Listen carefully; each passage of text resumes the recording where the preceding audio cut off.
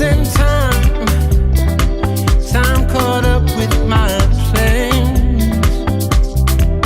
And when the day broke, it exposed me for the fool that I really am. But you said, let me lead you, let me take you by the hand, yeah. So I can feed you from a good and precious land. All my eyes have seen, you're all I need. You're all I need. Yeah.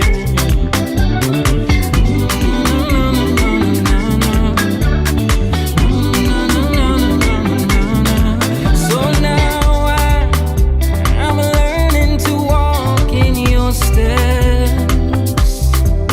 And through the valley of confusion, I've been losing my apprehension with death. But you said, let me lead you, let me take you by the hand.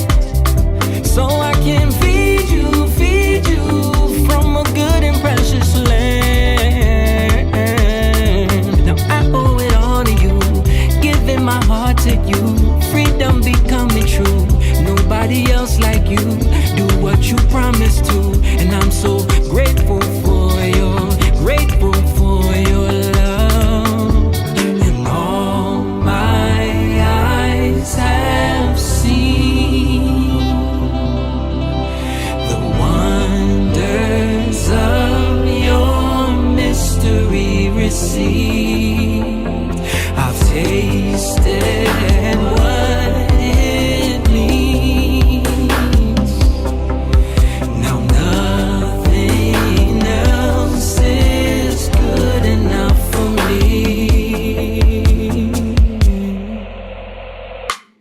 You're all I need. You're all I need. You're all I need. You're all I need. Oh, I need you. Yeah, I need you. Oh, I need you now. Now I owe it all to you, giving my heart to you, freedom becoming true. Nobody else like you, do what you promised to, and I'm so grateful for you. I'm so grateful for your love. I'm so grateful. I'm so grateful. I need you in my life.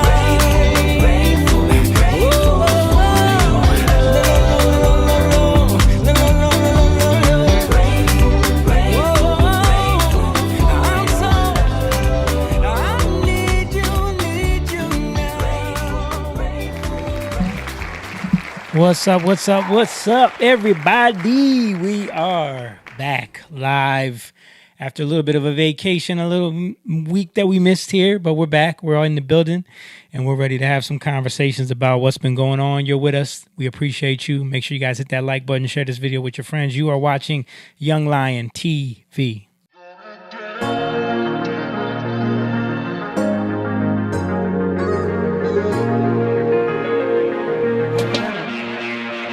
Young lion, everywhere I look, they're dying. Everywhere I look, they're dying. Young lion, everywhere I look, they're dying. Everywhere I look, they're dying. Young lion, won't you get up and start fighting? Everywhere I look, they're hiding. Young lion.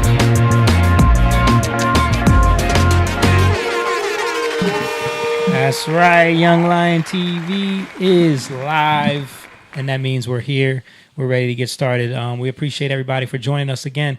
This is the podcast where we come together, me, my brothers, my friends, my mom, and we just talk about what's been going on in the world. We talk about things that we think are important, that matter, and we show conversations that where we can hash out these topics, go deeper, dive into them, and really show how men can discuss things that are important for culture, for society, for sometimes race relations, politics, relationship stuff, just cultural phenomenon that are happening, current events, trends. We like to get into all that stuff and give our take on it and talk about it with each other and see how everybody feels about the different topics. If that's something that you want to support and you want to get behind and show us some love, we have a Patreon. The link is in the description. You can join us over there, become a Young Lion, become a part of the Pride. We appreciate all of the Patreon members that we do have, and you guys are the reason why we can continue to keep this going. So if you're in the chat right now, make sure you drop a comment and say hello, whether you're on Facebook, Rumble, X, or YouTube, or Twitch. Just drop a comment and say hello. We're multicasting to all those places. And also share this video with your friends so we can get the algorithm going. But without further ado, I got my brothers with me. Of course, I got the coolest Asian rocking the, what is that, the Barcelona jersey there? Courtesy of Jake. Courtesy of Jake. He is Mr. Simone Chang in the building. What's up? He is fresh off of his Why does that sound like that? What do you mean? Claps. They don't. Are they? Don't, It's not in the ears. It's not in our ears. It's but it's out there. Yeah. Okay. I was saying you fresh off of your concert going experience this weekend. Oh my goodness! Where you went to go see I haven't talked to Neo and Akon. What? First of all, I thought it was just Neo, and then I realized it was Akon and our little bro. Yeah. He said he invited you too, but you were still. Hey, I was away. Yeah, and he sent me a playlist on Spotify, and I'm listening to this, and Akon's on there. I was like, me and Jess are looking at each other like, what did we get ourselves into? Who invited you? Did he try to run and roll? Yeah. Why do what I do? Yo, it was packed, Yo, dude. Akon has a huge fan base. And- Huge. Who And he invited you? John. Oh, John. Yeah. He went? Yeah, he went. Oh, okay. Yeah. Yeah. It Him was and all his Asian friends. You were him. included. Yeah. You were one Yep. of the Asian I friends. was. Yeah. They were like, he's not Filipino though, because they thought, of course, they thought I was Filipino. Yeah. Because I met some people from like New York and stuff like that. Mm. It was cool. We left early though, dude. It was like they said that place holds 25,000. Yeah. It was like the lawn was. You No couldn't room? You couldn't move. Wow. You couldn't move. Yeah, was it like- looked packed. The picture you sent me. And I feel like, you can finish introducing. Yeah, We'll get into it We'll get afterwards. into Yeah, it. but I got my big brother with me. He's everybody's big brother. He is here, and Mr. Jacob Eugene Evans III in the building. I thought you were gonna say something. No.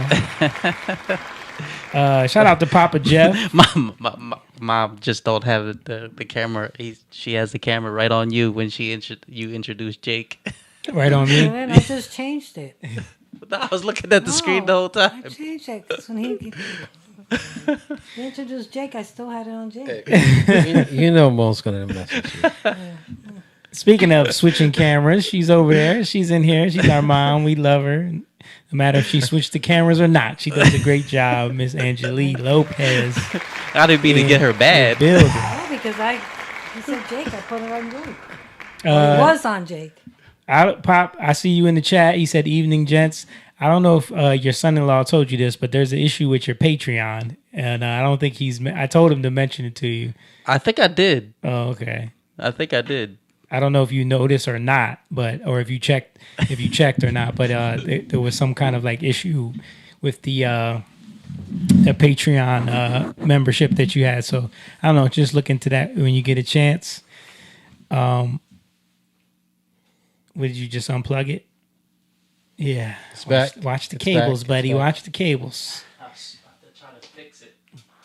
How did it get so shifted? Yeah, it was messed up the whole time. It's funny, when he did that, he looked at me. I was like, no, it wasn't me. I wasn't blaming it on you. You're controlling the camera, so I don't know if I stepped on it. Yeah. He said, "Yeah, I will. I was not aware." I didn't think he told you. No, I swear I mentioned it to him. Okay. Anyway, back to your experience at the amazing I just- concert that you couldn't wait to go to. It was first of all, it was a big production, dude. I wasn't like even expecting anything Well, like I mean, that. Yo, They had, Akon and Neo are huge. yeah, but they had like people on like ropes, Yeah. stuff like that, and lights and fire. The show part was good, but I felt like, because y'all know that I haven't been drinking for a while, but I just felt like God was just showing me like, this is what happens, dude. Like there was like young kids that was just a group of girls that were like 15 that was like right in front of us, and they couldn't even stand up, dude. Wow. Like it was just, everybody was just drunk, and like I kind of enjoyed myself with my wife, just spending time with her, but the environment was not, plus the music wasn't mad sexual. I like a couple of Neo songs, but did they do like the whole, because I know everybody's trying to chase that like Usher trend, these R&B artists where they bring someone on stage and all of that. He didn't bring like an audience member on stage, but there was like a part where he was like on he got elevated too on the rope with like somebody that he's supposed to be having intercourse with, and it was just like, wow, it wasn't, Yeah, that whole culture of that, like seeing all these clips of the Usher and Chris Brown tour where they're like literally bringing girls on stage and pretty much just going in on them on stage, people's wives and girlfriends. There's been divorces over it. Like it's crazy. It's a crazy. Did you say to John, like, you don't see anything wrong with this? I know it was like it was way too loud to have any type of conversation or anything like that. But it's. I mean, I kind of know what you would see there, but it's probably a whole different level when you actually see it. Yeah. Did he do like a Babyface segment where he does songs that he wrote for other people? Yeah. Okay. Yeah. I figured They did a part where him and Akon were kind of like battling. Like verses. I wrote this, for, and I didn't know that he wrote some stuff for like even Sia, Akon. Oh yeah, he wrote a lot of stuff. Yeah, he wrote a lot of songs. Titanium, which was a huge hit, and I think I had forgotten that Neil wrote "You Should Let Me Love You." Yeah, yeah. Every time he did a song, because he did a few Beyonce songs, I was like, now it sounds like him. You can tell it's him. Yeah, you can tell it's him. Yeah, it's just like Babyface. Yeah. Yeah. Two of the songs that we did on Pop. I know. That's what I told Neo Jess. songs. I was like, we did 2 Neo songs on MTV. Yeah. Yep. Yeah. That's That was when he was at his height, right? Yeah. Did that show. Yeah. Was Pudge on drums? I couldn't even tell. No, they too had far away. It was like a production because Neo they had an opener. I forgot her name, Sidge or something. She was from Trinidad. Oh, for real? Yeah. Just a female artist. And then Neo did like a set, and then the lights would come off, and then Akon would do a set, and then they would just like. And then the way they set up the stage, it looked like they had the same horn section, but they had like different bands. Neo's band was on the stage left, and then on like risers, and then his drummer was up here. I couldn't tell it was Pudge at all. No, okay. There was no way. Plus they didn't have like a close up on the musicians like that. Yeah. It was just like musicians don't get no love. Musicians Nobody wants to see them. The artists and dancers are the ones that even were you the real dance. far from the stage? We had lawn seats. Oh. So we were pretty good because they have. I don't know if you ever been to the. What is it called now? BB&T right now. No, it's something. not? It's something else. Now? It's I can't even remember. Freedom something. Okay. Freedom Mortgage Pavilion. That place gets bought out every 3 years. Every 3 years. Well, we know it as the Tweeter The Center. Tweeter. Yeah, that's how we know it. But they have a section where there's seats, and then this huge section where it's just lawn. That's where, we were at. That's where I'm usually at. My first concert was there. It was Alicia Keys and 112. Yeah. 112 opened for Alicia Keys. Yeah, I saw a bunch of people there too. Yeah. Yeah, but dude, it was packed. I wasn't even, in the beginning of like when the show started, I was like, they didn't pack. I saw seats in where the seat section. I was like, oh, okay, I could deal with this. But bro, by the middle of the show, it was like you couldn't even walk. Yeah. So it was. Yeah, I saw Hall & Oates there, Jason Mraz, and Christina Perry were on a show there that I went to. Maxwell, those were a little bit more chill, you know what I mean? And the crowds weren't, it wasn't that packed. So yeah, it was just, to me, it was it's really sad. It was really, really sad that, these young kids are just, because, I'm looking at the lens of like being a father, right? Mm-hmm. And you have kid their age. Yeah, maybe even younger. They were younger than Noah. I'm looking at them, and like the girl is just like, she's there to see a show, which, man, is way too sexual for her for her age. And then, the fact that she couldn't even, like, she was just stumbling. I was about to give her my seat because John had rented some lawn chairs, and she just ended up just sitting. So I was like, man, this is sad. Wow. This is sad, And it kind of made me not, I've already have not been, drinking like that. And it's like, it really, really make me not want to go back, to that, at least, Yeah, I get it, man. I mean, and that's only Akon and Neo. Imagine like Cardi B, Lil Wayne is supposed to be there. Lil Wayne, like imagine those concerts, or like Travis Scott, like where people are just doing drugs and yeah. Have you guys heard about this U.S. aid? Yeah, I have a clip on that. Sponsoring like music stuff? Yeah. Okay. And I won't say anything else. And also showing how like now the U.S. aid has been defunded, a lot of these artists aren't doing what they used to be doing. Right. And there's something to be said about like, okay, why were they pushing depravity? Yeah.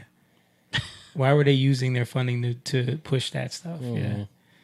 Yeah, that is interesting. I mean, since you mentioned it, I'll pull it up. Let me see if I can find it. We're talking about music, so. Yeah, talking about music, talking about the culture of music. Let me see.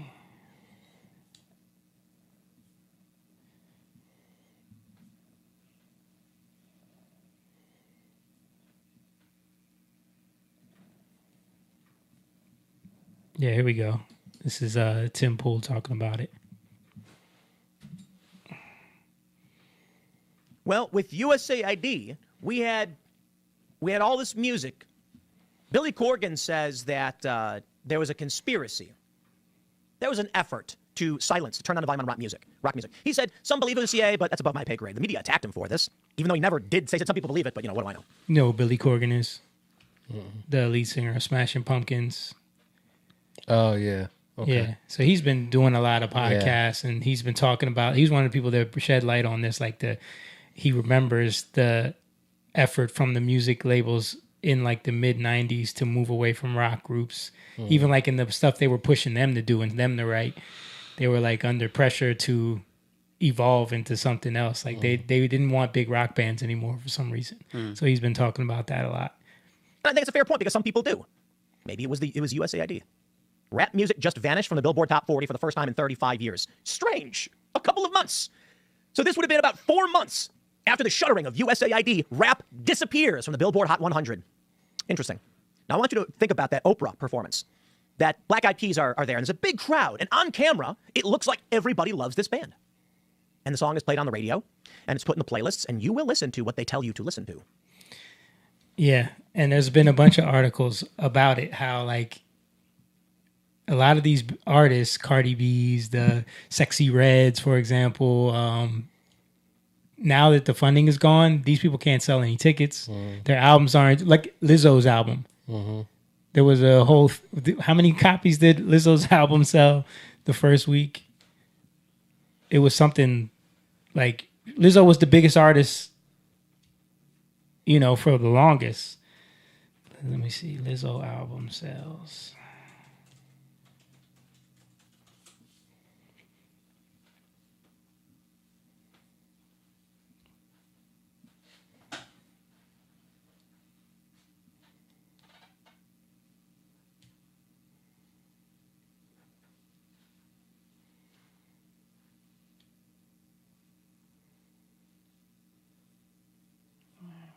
Why don't I see it now?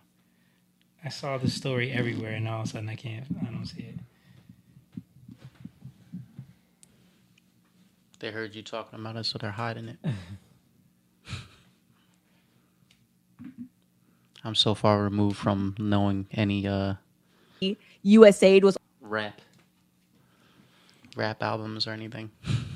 it was all USAID the whole time. I mean, is it that outrageous to think that maybe USAID was also trying in America to promote like Black musicians' body positivity through music? I don't think that that's crazy. And actually, people were mentioning a while ago, was the first time in literally at least a decade where there were no rap songs or rap albums, whatever it was, charting in the Billboard 200 or whatever it was. Is this even a conspiracy anymore? Or can we all admit this is probably exactly what happened? I do think that USAID, amongst other probable like NGOs, were astroturfing rap music, hip hop, artists like Lizzo into the music industry and our airwaves in order to mainstream hip hop culture. I think degeneracy as well. I don't think it was organic. Yeah, so her album sold 2,650 copies the first week. Dang. 2,000? 2,600 copies. That's wow. Crazy. Like, how do you go from as huge as she was, Grammys, she's everywhere. Yeah, that doesn't even make sense. Sold out shows. Her album does 2,600 copies. Crazy. Yeah. Wow. I thought you were going to say like 20-something thousand. No. 30,000. It was, I remember when I first saw it, I was like, yo, this don't make no sense. And she was complaining about it. She was complaining about it? Yep. I forget what she was saying, but she was complaining about her album sales. Her latest album did not even chart on the Billboard 200.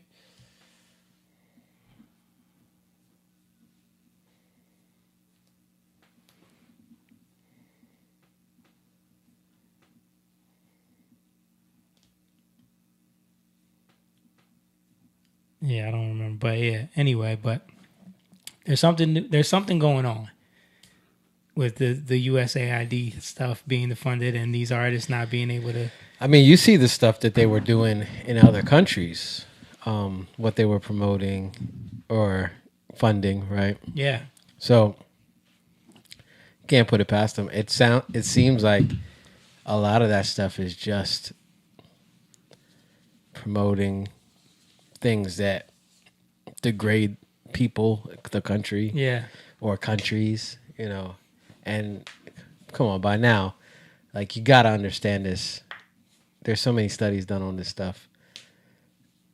People know what they're doing. Yeah, they do. You're not just doing it, and if it ain't, and you can't just say you're doing it to make money if it's not really making money, right? But the only way they can do that is if they're using these slush funds that are taxpayer dollars that basically is unlimited money to push these type of things. Because you're right. If like someone's not making money, they're not going to keep doing it. Have you guys heard about the that band Geese that blew up? No. That rock band Geese? No. There was this band that like went viral on TikTok. Everybody was sharing their music. They blew up, selling out shows, selling all these copies. But everything that they were doing was pretty much astroturfed by a PR agency. Like they had access to hundreds of thousands of accounts, and they would just use these accounts to keep posting this band's music, and that's what blew them up into people's algorithms. This is what people are doing now to, you know, launch these artists now. They're hiring these firms that can use AI, can use bots hundreds of thousands of accounts. There's technology and software that you can manipulate to make it all look organic and real. And they will literally create accounts. Like one of the accounts will be an account that just posts dog videos. Another one will be an account that is all about soccer. Another one is an account that's like a girl influencer, you know what I mean? But then they just spam stuff about this band in like their videos. They'll use the music from the band in all their videos, and then they'll blow these bands up that way. But yeah, this was a big story. I think it was on it's called the Geese Psyop. Geese Psyop.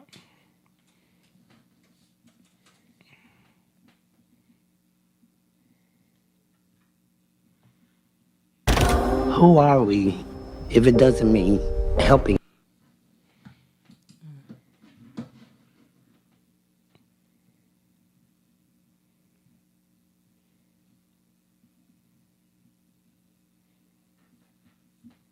Magazine released an article about the Brooklyn indie rock band Geese.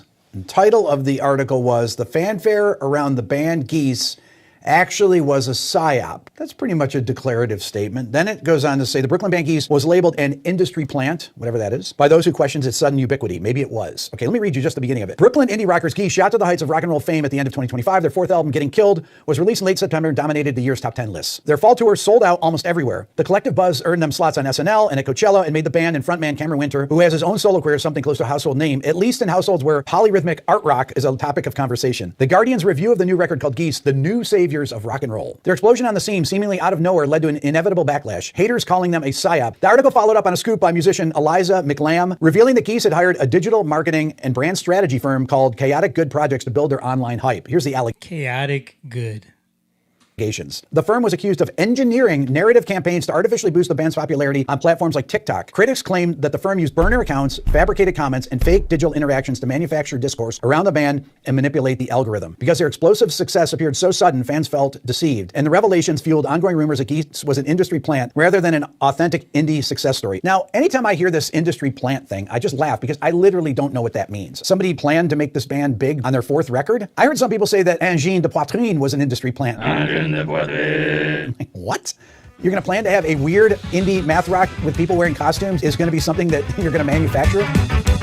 If you just go to Spotify and look at their monthly listeners, some of you are like, why does Rick always look at the monthly listeners? Because it tells you how popular they are. On Spotify, they have 1.8 million monthly listeners. You're like, isn't that a lot? Actually, that's not very many in the grand scheme of things. For a band that played Coachella and played on SNL, that's small. As a matter of fact, their biggest song has 22 million plays. 22 million is nothing in the grand scheme of things. As a point of comparison, there's an artist named Maro that I've talked about on my channel. She's a great songwriter, singer from Portugal, incredible. And Maro, doing her own thing, she's got 1.4 million monthly listeners. She's fantastic. She's put out many records. Her biggest song, Walk Above the City, has 36 million plays. She got another song with 32 million. She's basically the same size as these guys, and she's not headlining Coachella or playing SNL. Many of you probably have never heard of her. They have 1.8 million. Maro has 1.4 million. That's about normal right there. If they were a psyop, wouldn't you think that they'd be a lot more successful than this? To me, if somebody has some fake marketing campaign and doing all this stuff, don't you think that their success would be a lot bigger? There always seems to be a need to explain the rapid success of artists. There's always something that jumpstarts, no matter who it is. Nirvana, there was an article in NME back in 1991 that talks about the Seattle scene, and this began the explosion of Nirvana. And there's a lot of talk about them. They had Bleach out a few years before Nevermind came out, and then seemingly out of nowhere, Nirvana blew up to be the biggest band in the world. If you go out there and look, I bet this same company, this marketing company, has 10 other bands that they're working with that they haven't been as successful as this. You still need music that connects with people. That's the only way that something can be successful.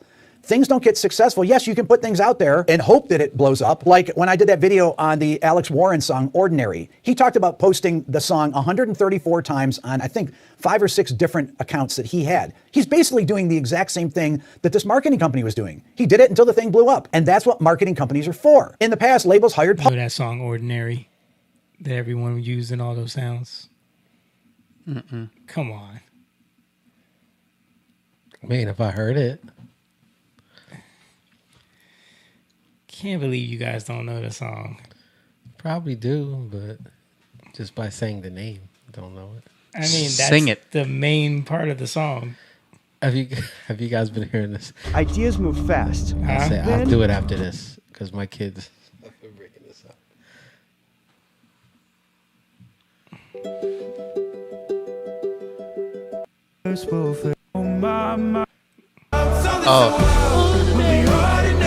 Okay. Yeah, exactly. You just have to play that word and you know it. Yeah. It's like been in everything. But I mean, I understand what Rick is trying to say about the band. Like, you still have to have something to make it connect and blow up. But 4 accounts, but he was comparing it to somebody that use 4 accounts. Yeah. They're using thousands. Hundreds of thousands. Hundreds of thousands? Yeah. And not only that, how do you explain the Sexy Reds and the Ice Spices and all of these other, their music is terrible. Yeah. And it's still able to blow up because there's a massive push and psyop campaign behind it. So that's what people are getting behind. Is like, that's what people are complaining about. It's about the fact that you're artificially manufacturing a popularity of music that then gets in people's brains like a brainworm. And now all of a sudden you like this band. I felt like it's worked on me before, where I'm like, this song is all right. Yeah. But then once I started hearing, and then I'm like, yeah, right, yeah, right. yeah. You know what I mean? With my homies. Exactly. Trying to get a little bit out. Even though you don't even like the song, it's like, okay, After you know hear it now. It's like, yeah. It's funny how their name is Geese, and like geese are like, especially now, they're like invasive, Yeah. and annoying. It's Yeah. like, They poop everywhere. yeah. There's a song. I don't know if you guys have heard it. It's like it's in German, but it's a black guy singing it. He really actually can't sing. He's like singing it in like falsetto. But I don't know the words. I think in English it means you are good enough. Okay. But I just do the melody. It's like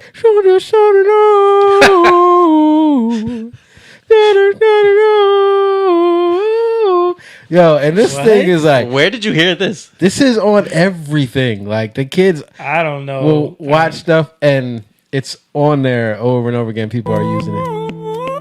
Yeah. Oh, there's so much stuff on his voice. How you get that so fast? He just put black guy German singing guy. in German.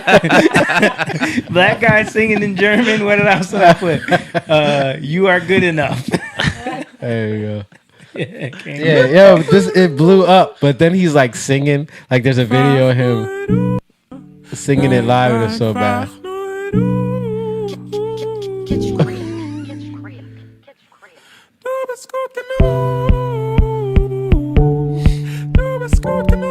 That's the song. That's the song. People like that. Man. That's the song, bro. Between that and Brazilian funk, I don't know what this younger generation is listening to. My kids don't even like it. I don't know what they're Brazilian just like funk is. laughing at it. What's Brazilian funk? You know what Brazilian funk is, dude. Do I? Yes. Never heard of a Brazilian funk? You just don't know that's what it's called.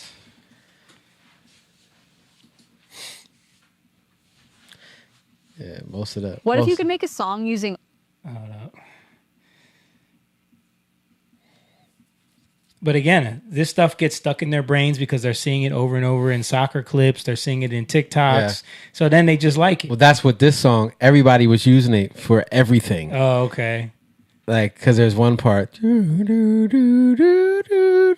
Like, that's the verse type thing. And then.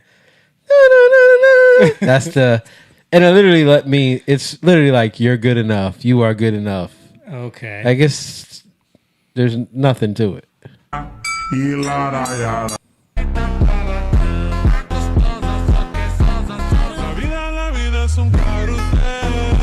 This type of music. Have you heard this type of stuff in videos?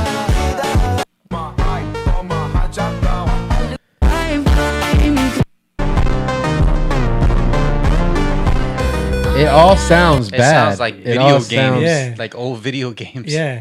It sounds like it's very poorly produced, distorted. Distorted. Oh my gosh. Yep. But that's the thing. That's what they're doing. It's pretty interesting, man, that this is what music is devolving into. I was watching someone talk about, I forget who it was. They were talking about what's missing in music now, and they were talking about people don't write songs like rap and R&B has kind of devolved into so prideful now that it even like guys don't want to sing about like I'm sorry to a girl, or like remember how there was so many songs of like I'm sorry, apologizing. Too much though. Like, yeah, but I'm saying a like little simping. Yeah, but even the concept of like I really like you. Let me sing to you about it. You know what I mean? Yeah. Like that doesn't exist anymore. Yeah. Now it's just about like all the girls I get. You know, like the culture around relationships has changed, and maybe it's because of dating apps, maybe because of social media, but the culture itself around dating and around courtship has changed so much that no one writes songs like that anymore. And that's why you get this, you know, the Neo concert, the Usher concerts, the Chris Brown, this is what it's about. And these girls want to be there, and they want to be the one picked for them to exploit in that way, which is insane to me. But and gross. Yeah. But yeah, I guess we'll see what happens with USAID being defunded as long as it is, if this music can survive much longer. But it seems like it's doing well. Like you said, all them people at them shows, Usher's selling out everywhere. And it was he's got like, residencies. I feel like Akon and Neo was like way out of like was more like our generation kind of, but there was like a lot of young people. A lot of young people there. Yeah, but I think it's the nostalgia for the older people like our age. Yeah. But then these older people have like teenagers. Yeah. Especially the ones that were doing stuff they shouldn't have been doing. Yeah, yeah. So a lot of them grew up. Yeah. It's like us loving our parents' music. Right. Because we grew up hearing it in the house, you know. Mm-hmm. And also... I don't like my music, though. Well, yeah. But you like Righteous Brothers. I do. Yeah. Right. You're right. But also, the younger generation has something that we didn't have, which is TikTok, which is... Like, my kids love Michael Jackson because of social media. They love... Same thing with Noah. He likes he likes the emo punk bands. Yeah. He likes My Chemical Romance. Right. Which, you know, Jonathan, my brother-in-law, actually listened to that type of stuff. Okay. And I know V was into that stuff. Yeah, too. she loved My Chemical Romance. Yeah. And Fall Out Boy and what was the other bands from that era?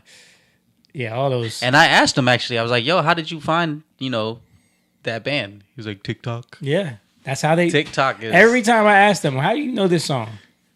TikTok. I told y'all the story about like TikTok, when he played soccer last year. When I went to I think it was Sterling High School. Yeah. They had...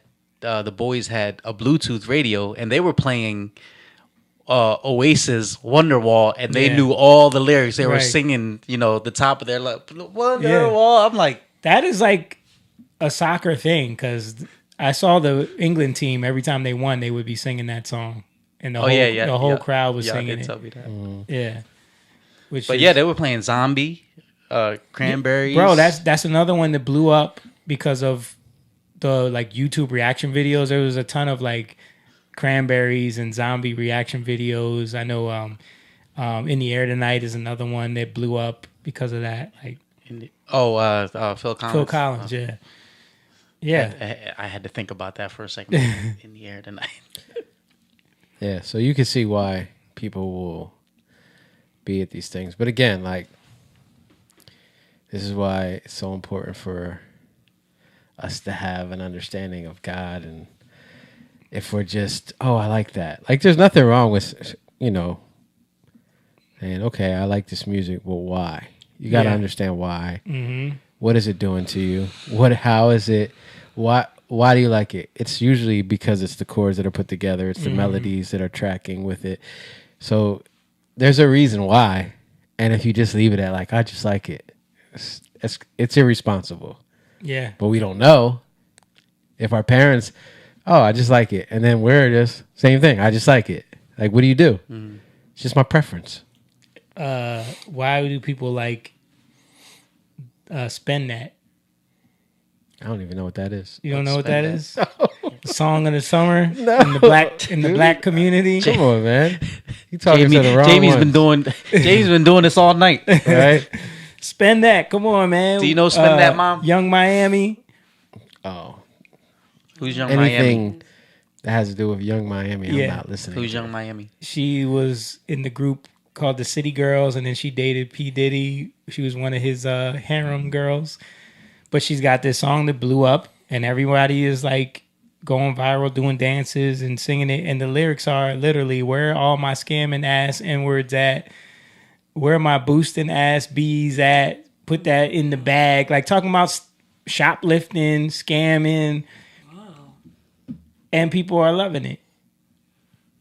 Calling it the song of the summer. Without USAID funding? Well, I mean, I don't know if it's doing the numbers that they thought it would do without the USAID funding, but all of like the...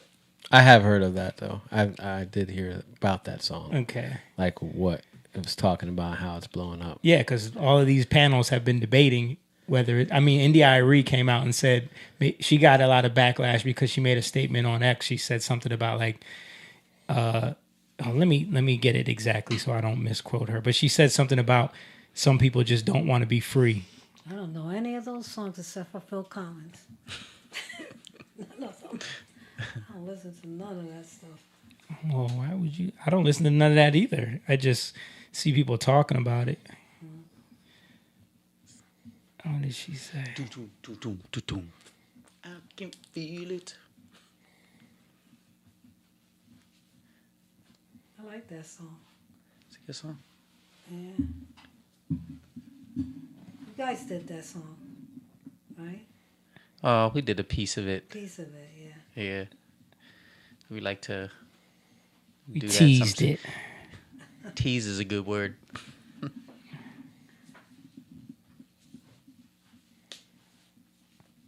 Okay, here we go. So somebody else was writing on X and said, "I'm calling for a boycott of Young Miami song Spend That. I believe it's degrading to our culture. At some point, we have to take seriously the power of music has over our perception and the values it reinforces. This can't be the song of the summer." And then India Arie says, "I spent my entire adult life caring way too much because I finally learned that not everybody cares with a capital C, and explaining it to them is not going to make them care. Everything you listen to or see or eat is going to influence you, so make wise choices. I finally realized that not everybody wants to get free, and it's a very rude awakening." And she's talking about like the fact that people are loving this type of content.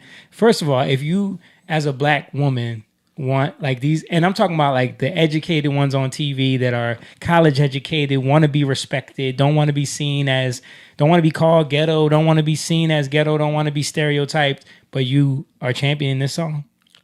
So wait, you're saying India Arie is championing? No. She's coming out against it. Okay. Yeah. I'm talking about the one they're she's coming at her. She's talking about the people that are championing the song, and saying Jasmine Crockett, like probably. Jasmine Crockett, like everybody that is. She said some dumb stuff. Oh my about goodness. the World Cup. I have that clip. Oh, okay. Yeah. Like people like Jasmine Crockett that will make a video dancing to that and act like it's it's all good. Kind of like the video I shared with you about the football. Yeah. You want to show that? Because I think this is the issue right here. Let me see if who are your parents? Who are the people that are in your community that are guiding your children? The mentors. Let's see if I can find it. Mentors, coaches.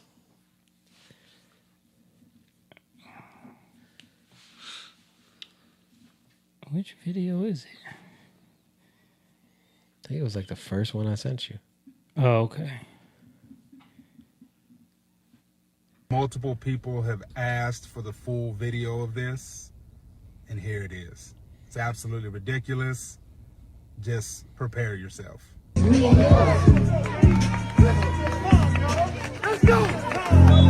Let's go! Oh yeah! Let's go, nigga! What the fuck is wrong?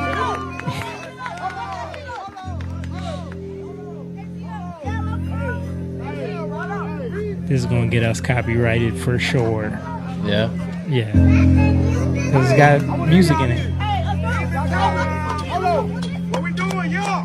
Hey, bitch, what up? Hey, bitch, what up? Hey, bitch.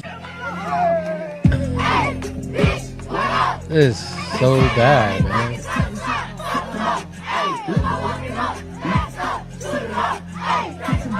And F them up, shoot them up. Yeah. Hey, bitch, what's up? Yeah. You got grown men hyping up little kids and acting like this is what's up. Yeah. Where are the parents? It's not. They're okay. there with them. That's not okay. They're there with them. Where are they from? YNC? I don't know. Where is that? YNC. Wow. Yeah. I mean, when you have a culture that thinks that's okay, you can't ignore the fact that this is a setback to how people are going to view you. Mm-hmm. Why would you think that this is cool to do? No. Yeah. Yeah. And then get mad when people view you. Yeah. A certain way. Mm-hmm. And the kids are just repeating. They don't, Yeah. Yeah. Yeah. I don't blame the kids. Can't blame the kids. They think that this is how you behave. Mm-hmm. They're looking at the examples of men around them doing it, and they're just copying them. Mm-hmm. Yeah, and it's sad because these men, like, they don't. It's supposed to be football, right? Yeah, but it's just about the appearance of something, right? Like, look at what we're doing. Look at us. It's about what we look like, the appearance of it. We doing it. That type of mentality. Yeah. Rather than like, all right, what's the point of us playing football? Yeah. Because I'm not even like, all right, nothing wrong with football, but I mean, I do think you can get some injuries and might not be the best for kids. Yeah. That they're finding this out. Flag football might be a little better for the kids like their age. But you can learn a lot from football. Mm-hmm. There's a lot of values you can learn. Yeah, I was gonna say that is, I've seen programs before where it's ran by the right people. Mm-hmm. Teach them respect. Mm-hmm. Honor, respect, and camaraderie. Yep, unity. Yeah, amongst the team. And discipline. I mean, football, you have to be disciplined to be good at it. You have to understand your role is about a bigger picture than just you. Mm-hmm.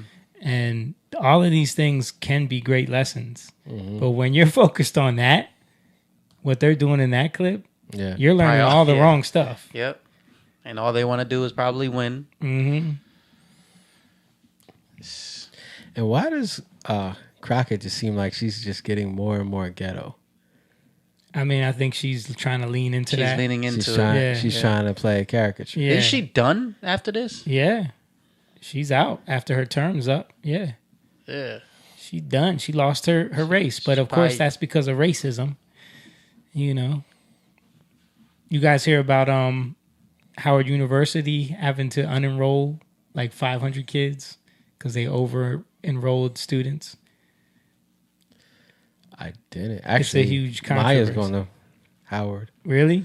Yeah, but she's good, I guess. Yeah, they unenrolled like 500 students like this week. Wow. Right before school was supposed to start. Wow. What? Yeah. That's going to mess everything up. I did hear something about that. They were saying that people didn't pay and they did pay. Mm-hmm. Like there was this whole controversy with that, but I didn't know. And a lot of them, they didn't accept their financial aid. There's a whole thing. I got a story here on it. I'm so sorry. I know. Her balance is practically zero. Her scholarship came in today. She only owes $1,400. I told them I will pay this now. I'm Jay Lawson on the campus of Howard University because over 500 students have been unenrolled at Howard's incoming freshman class. Now, the vice president of enrollment says that basically the tuition had to be paid 50% on the account in order for the students to secure their enrollment. However, parents say that the emails have been confusing frustration. A lot of parents have come up to the administration building offering to pay the remaining balance of what they believe is left on the accounts, and the administration is telling them that there is nothing that they can do. The vice president of enrollment also says that some cases will be reviewed on a case-by-case basis because there were a lot of external funding and scholarships that needed to be applied to accounts. But right now, a lot of the students who have been turned away, their families say that they don't know what they are going to do. Like, what's this money is the problem that can be solved. Yeah. It's not fair. I called since May trying to get in contact with somebody. They did not respond. And when they did respond, they gave me miscommunication. They can pull, they said the calls are recorded. They can pull those calls to hear what the rep told me. I'm so sorry. Yeah. This has been a huge situation going on there. Incoming university is facing backlash for unenrolling more than 500 freshmen just weeks before the start of the fall semester. Incoming students received an email from the school saying they were no longer enrolled after not meeting the tuition payment deadline. School officials responded saying they sent out multiple notices about the deadline. Who do you think is at fault here? Trump? No, I'm just saying, like, probably, but at the end of the day, probably. But I'm just saying, like, if looking at the story, he's like, going to be blamed. Do you think that? No, I thought that's where he was going. Do you think the parents like dropped the ball in a lot of these cases, or do you think it was bad management by the school? It's probably it's easy to not understand the email or miss the email. I know what's happened to me. It's actually happening to me right now. The coach actually came up to me. He was like, did you enroll Noah in, now I gotta kind of speed up his physical for him to continue to do like soccer camp and stuff like that for the school, so yeah. I missed it, so, but I can just speed up the process real fast. Yeah, I mean, I see it like people, they make things so hard, so difficult. Me having Lucas in this club, like, dude, I've had to email back and forth. They don't answer. It's not easy. I still haven't paid for his uniform because I don't have I didn't get the link that they haven't sent me. Wow. They were supposed to give me a discount code. Like, that took forever to get it to work. It's just like it's just failures on every level. You know what I mean? That's crazy. Where it's not even that hard, and I see that like engaging with the parents, like me engaging with the parents. Like, a lot of people don't want to do it. Yeah. I'm saying like coaches, like staff, like they don't want to do it. But I always think of it like, if I was on the other side, I would want somebody to be attentive and at least tell me what's going on. So I try to do that for the people, right? Right. But yeah, I know, like Dylan, when Fabian was in school, like they're not. It's always confusing, and they don't give you the right information. Somebody gives you something, somebody else gives you something else. It's never what they say. So yeah, man, and the people working there don't want to do their job. No. So they're trying to say that after all these years, now 500 parents didn't do the right thing to get their kids enrolled right. Yeah, it doesn't sound right. I mean, yeah, 500 is crazy. No, it is a lot. I think that it's a lot to do with these people that are working in these schools and stuff. They're so they don't even know what they're doing half the time. Yeah, like lately. Yeah, you're just like, what are they doing? Yeah, I think like you see how distraught that that mom was. I think like if they pay, people enroll late all the time. I don't know why they're not allowing them to. If she said $1,400, pay the $1,400, enroll the child, and do what you got to do. But I think they already unenrolled them, and maybe there's no spots left. Yeah, because a lot of these students are like waiting to get a spot. Yeah. A lot of these kids want to go to HBCUs, you know. That's you think they're going to party it funded, up. Funded by who? That gave funding every year? Yeah, that's why it's his fault. By who? That's why it's his fault. It wasn't Obama. Check out this video. I'm going to play one more thing. This is another black college video right here. I thought this was interesting. Did I just shock you? Yeah. Did I just explode your world? That's embarrassing. No, why is that embarrassing? I'm Ami Horowitz, and nearly 90% of black people have voted for the Democratic Party over the years. But do their ideals match their voting patterns? I'm here in Los Angeles Southwest Community College to ask students to take a blind political test about the top 10 issues facing our country today. Do you identify as more of a Republican or more of a Democrat? I'd say more Democrat. You identify more as a Democrat? Yeah. Democrat. Yes, you could say I grew up a Democrat. Should a woman be able to get a late-term abortion? I say yes. I feel like it's their body. Yes. Absolutely. No, you should make that decision before the baby forms. Should we spend more time and effort stopping illegal immigration or less time and effort? Yeah, we should spend more time. Okay. I feel like less. Should parents have more control over education or should the government have more control over education? Parents. The government. Probably government. Okay. Have money and stuff like that. Okay. The government assists people. Should there generally be higher taxes or generally be lower taxes? Lower taxes. Low taxes. Low taxes. I gotta go low taxes. I gotta go low taxes. You gotta go with what you believe in your gut, man. That's what I'm saying. I believe less. I feel like lower. Lower taxes. Lower taxes. Lower taxes. Lower taxes. My personal finances is important. Should we generally have more policing or less policing? That's a good one. I like that. It's effective policing more. Have more police. I would say more policing. Should we allow children to medically transition? No. I think we should wait until they know more. Your body get a decision. Do what you want with your body. Okay. Hell no. Hell no. Know anything about that? Yeah, Hell no. I didn't think about that one. Should we allow males who transition to females to compete against women in sports? Yes. No. I say no. Should we allow males? She say yeah. She said yes.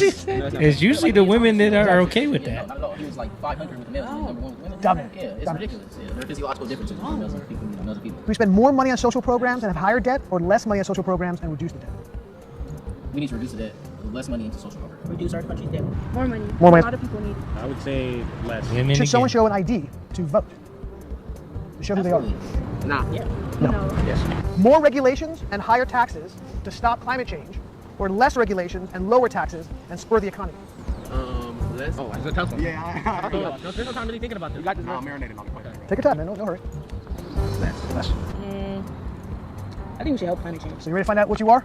Yeah. You ready? Oh, there's a result at the end. Republican, Democrat, Republican, Democrat, Republican, Republican, Republican, Republican, Democrat, Republican, Republican, Republican. That's a big R. That's a big R. That's a big R. That's a big R. Republican, Republican, Republican, Republican, Republican, Republican, Republican, Democrat, Republican, Republican, Republican, Republican, Democrat, Democrat on abortion, Republican on immigration, gender Republican. Spending Republican, voter ID Republican. You are 1, 2, 3, 4, 5. You are 60% Republican. You are also 60% Republican. You are more Republican than Democrat. 70? Oh, wow. You are 70% Republican. 60% Republican. You are 60% Republican. You are 70% Republican and 30% Democrat. It's crazy. You are 80% Republican. I might be Republican. You might be Republican. That's the people that help themselves, right? Yeah, Help themselves. correct. I mean, we can help ourselves. Yeah. Oh, see, that's why I love this experiment. So does that surprise you? Yes, it does. I'm shocked. That's crazy. I didn't know that. Is that surprising? Yeah, that is. Yeah? That is. Does it make you rethink kind of like when you see issues and elections, kind of looking more closely at what people believe as opposed to what the letters next to their name? Yeah. That's how you're taught. Yeah. It's like political inheritance. Exactly. We can't really identify. Or the color of their skin. Yeah. Or their gender. I thought that was a little interesting test, though. Like, just give people issues and let them choose, and then see where you fall. You know what I mean? Yeah. It's you see that with social media. That's one of the, I think, downfalls of social media is you're out with your algorithm. It's easy to compartmentalize and make things very one-sided and one focus. You just click on a bunch of videos and you think you're doing research. Yeah. You think you got it figured out, but you don't. And that's what's sad, man. That is sad. On one end. But I do think that kids are a lot more like their age, I'm saying, are a lot more open than we think they are. And you just got to kind of talk to people. Well, I think that a lot of times they go into college more open, but then they leave very much radicalized by these professors and the ideologies that they're pushing on these kids. Because you see these kids, they seem young.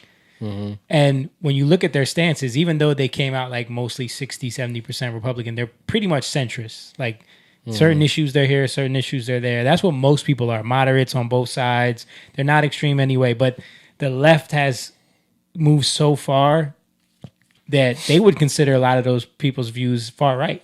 Mm-hmm. Like the Overton window has shifted so much. Yeah. And that's without any type of like pushback. Yeah. Like he wasn't pushing back, he wasn't saying anything, just asking questions. Yeah. So imagine if you actually push back their logic, right? Like push back on their logic, right? And do a little bit of a battle in that way. Like I think a lot of them would see a different side also. Yeah. So yeah, that just on the face of it, looking at it in that way, where you're just asking questions, just asking questions, like. But you heard the one dude say, "Oh, I'm gonna get canceled," because it's like that's where we are now.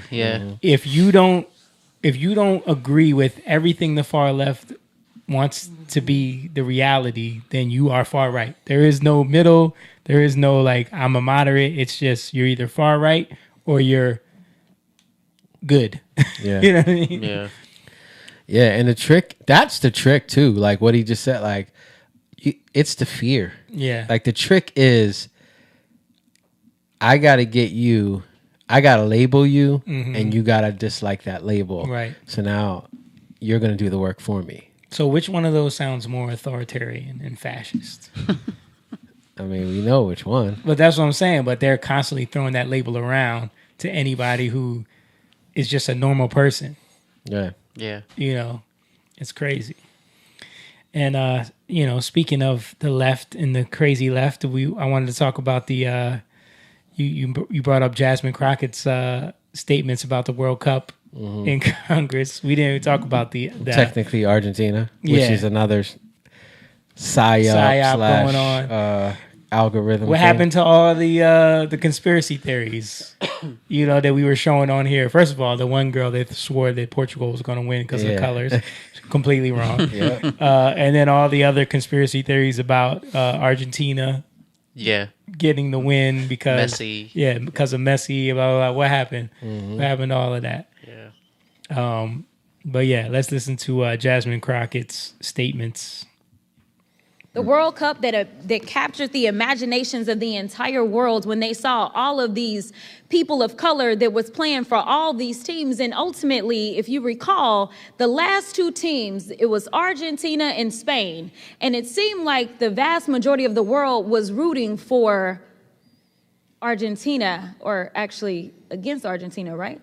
She don't even know what she's talking about. Yeah, what are you talking? Yeah. And why was that? Just give me an explanation if you could guess. If you'll just let them finish the answer. Spain had the best team. Maybe that's why they were rooting for them. There's also a racist history that exists as relates to Byer, you're Argentina. recognized. Thank you. Thank you, Jeff. Yeah. There we go. That's why. But first of all, but the conspiracy was that everyone wanted Argentina to win. So were they rooting against them or for them? Dude, let me tell you, we went to Collingswood. Oh yeah, that's right. To watch. Yeah. And, how was that? Collingswood is definitely more of a left. Oh, absolutely. Like there was. Did you see the dude walking around in a dress? Like yeah. Bald head. Yeah. Wow. Of course. They had a petition out. A petition for what? They had a petition? Yeah, you'd hear them screaming. It was some lefty thing, something with Trump. Oh God. So when Trump, they showed Trump on yeah. Boo. They booed. Yeah. I think there weren't many Argentina fans there. Okay. Like we had a lot of my family had Argentina shirts on. Did your family boo Trump too? No, I'm just asking. I mean, obviously not. Why would you ask that?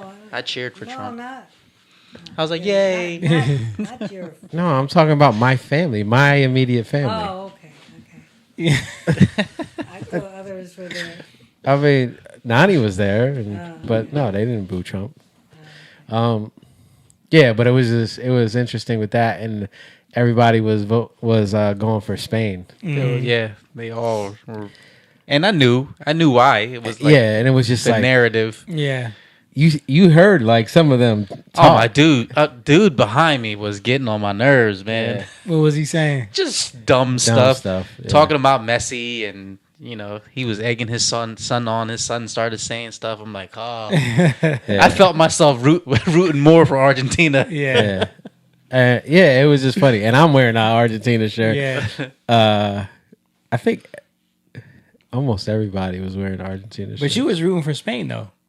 No, he was in the middle. You told me you wanted Spain to win. I wanted Spain to win from the beginning, but then I said, well, I hadn't really talked to you. I was like, I'm kind of torn because it's Messi's last World Cup probably. So I'm like, I'm gonna.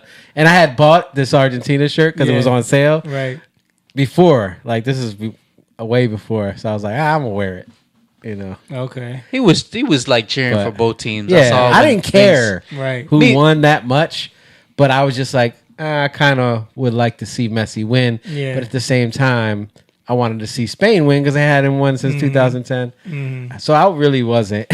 And then Layla had a Spain jersey underneath the Argentina, and Lucas did too. So they didn't care either, but they were wearing the Argentina one over top. Yeah. So it was funny. But yeah, I just saw like you saw in the crowd how you feel it, bro. You felt the people. energy. Yeah. And especially because we're in Collingswood, and that is more of like a leftist liberal type. town. Liberal, very much so. Yeah, they man, I just feel like it's all indoctrination, and they're following their algorithm. And I saw a lot of stuff about Argentina on X. Like people were constantly about Messi, about Argentina. Like, dude, it was only like Marco wanted Argentina, like his family, not Miguel, they wanted Argentina. Of course, we kind of were like Argentina over that. So it was like, but then everybody around was all was rooting for Spain because she feels like Argentina team is mean. Aside from Messi, they play like they're mean. What? Yeah. I mean, I think they do. They play like really rough. And she kept on saying like, "Is that legal?" They're aggressive. Definitely aggressive, and they antagonize. I don't agree with some of their tactics. Like some of the players, I don't agree with it. That doesn't mean, but you can kind of see like some of the good stuff they do. Yeah. The heart and how they push, they keep pushing. Yeah. Those are the things that you can recognize. But yeah, they'll take this stuff and they're racist. Yeah. Look at how they, look at the things they do. And there's no black people on the team. That's one of the things I kept hearing. Yeah, it's so stupid. There's no black people on the that team. don't make no sense. Yeah. There's no black people on Croatia. Yeah. Come on, man. Yeah. Can you play that one video I sent? Yeah. Well, first they use that when they want to, though. It's like, they're all Spanish, though. Yeah. But it's like they use that when it's convenient to me. Now because their skin is lighter, they'll say, "Oh yeah, there's no black people." Yeah. I don't know. It's Argentina has the most Italian immigrants out of any other country in the world. Did you know that? So is that why they don't consider themselves Latinos sometimes? Because I saw a video about that where a lot of them said they're European. Well, you can trace back. There's a lot of Germans. There's a lot of Well, there's not as many Germans as there is like Italian. Italians are like Messi's Italian, half Italian. So we have family. Mom was saying, they came from Argentina and Italy and Spain. Yeah. So, but then you also have like there's people who are Native American from that, that area. So, but yeah, there's not a lot of. There was never a huge like slave. That's the thing. Like there wasn't a huge slave trade there, right? There are some. I saw something on black Argentinians. There are black Argentinians, but there was never a huge slave trade, so there wouldn't be a lot of because their economy didn't, need like Brazil did. Yeah. With the sugarcane and stuff. Yeah, that's interesting. Well, before we watched the thing, I was in Mexico watching the final. Okay. Was it a lot of foreigners, or was there a lot of like Americans? So at that resort, there was a lot of Americans, but there was also a ton of people from Spain and Argentina. So they literally had the room divided. Half one side of the room was Argentina. Did you watch it with a bunch of people? Yeah, like they had a watch party at the where they do the shows. Okay, they had it in there with a big screen. They had food and drinks and everything, and they did it like a big party. But they literally divided the room. What side were you on? I was on the Spain side, but I didn't know. Like we had just got there. Remember, we flew in that day, right. After my freaking fiasco of a trip. I didn't hear about that, but continue. So we had finally just got there, kind of like got settled, got something to eat, and we're like, all right, I'm gonna go to a watch party. And we get there, and we just walked in on the Spain side.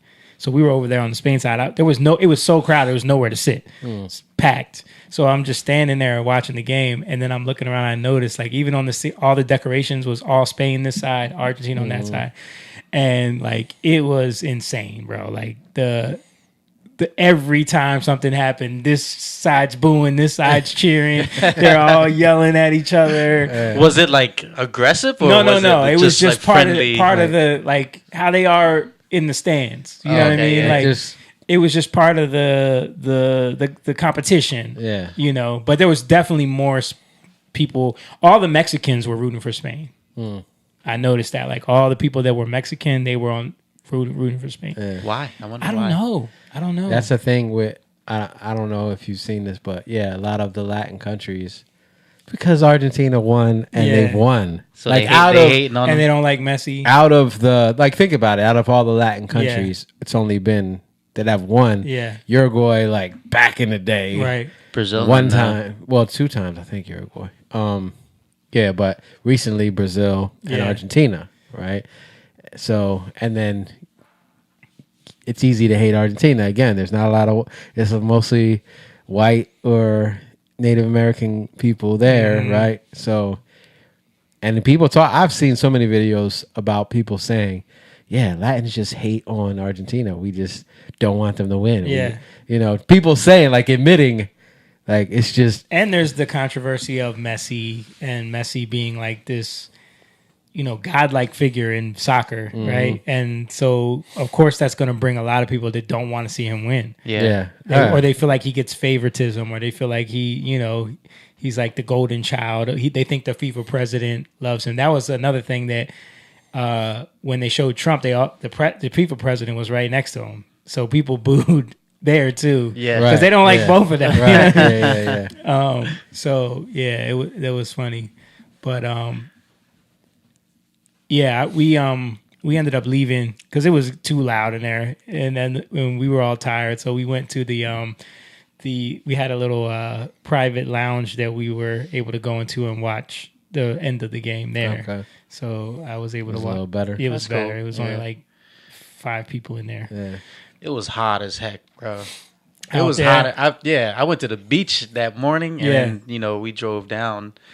It was hotter. It was hotter in Collingswood. Yeah, sitting on that pavement. Yeah, the beach. Who did all y'all go with? It was your family, you. Yeah, Ramada was there. Marco, Stan came. Marco and his family. Oh, nice. So you guys all. I wish I was there for that.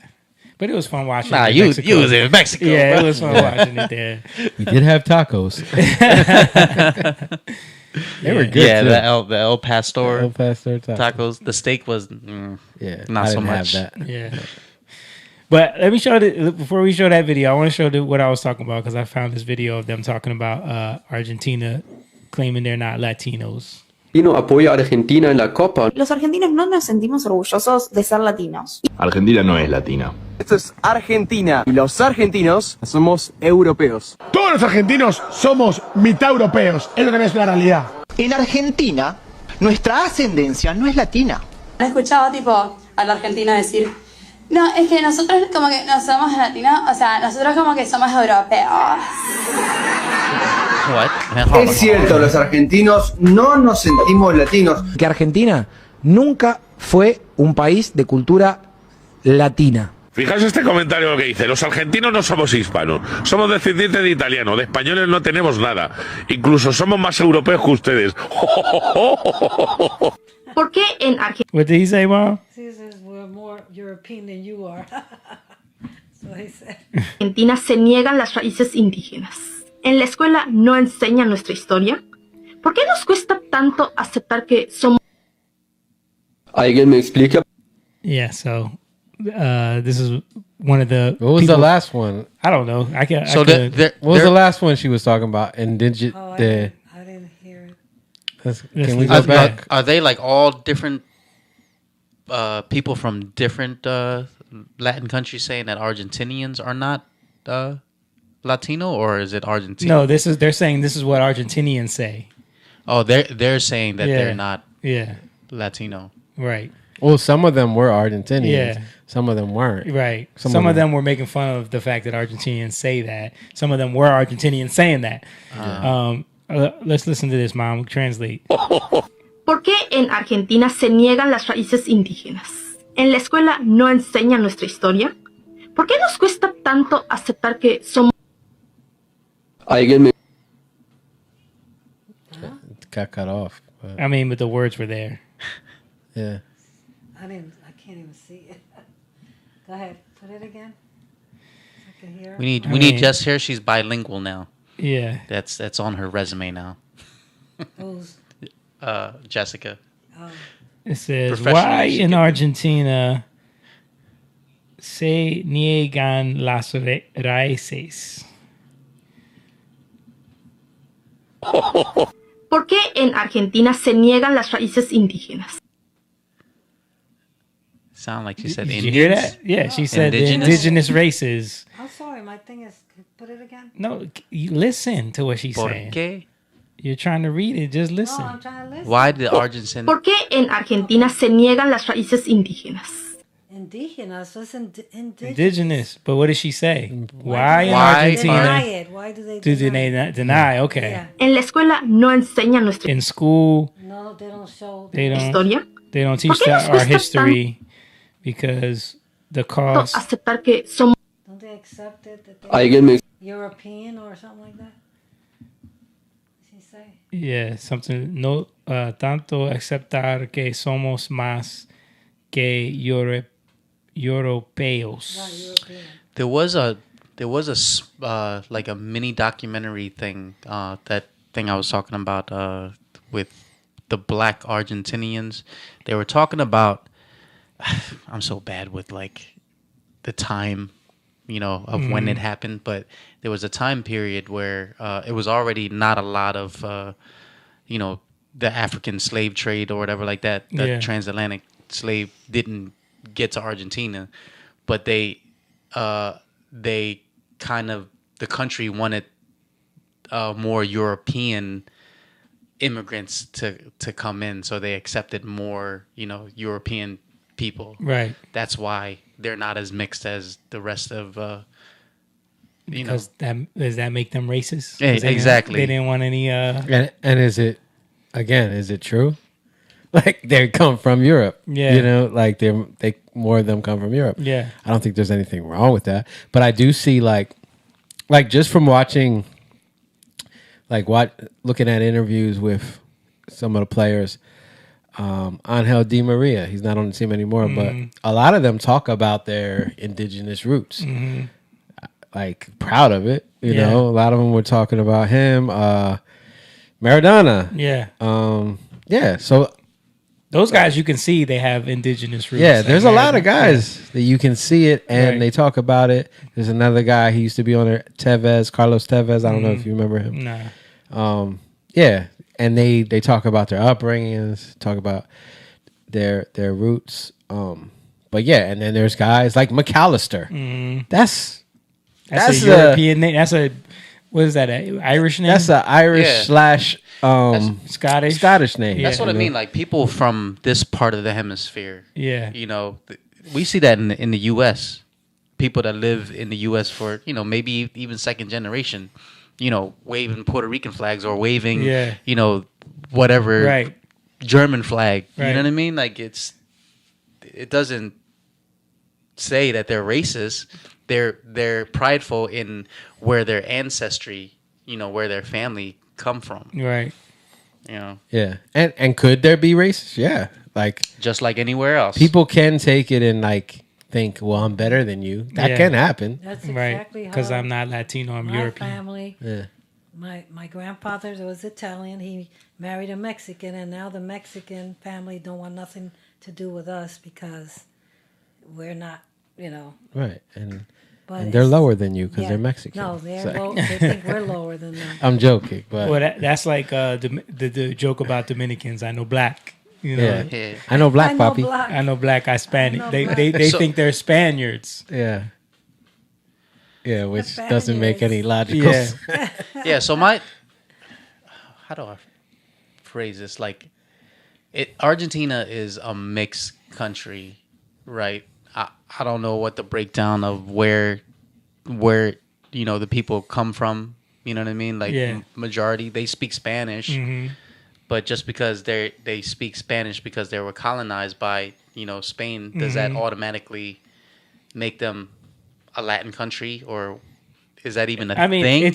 it's kind of stupid to begin with, like saying that all of these countries are Latino countries. Like even Brazil speak Portuguese. Why are they Latin? You know what I mean? Like, why is that considered one of the because Spanish- it's Latin based.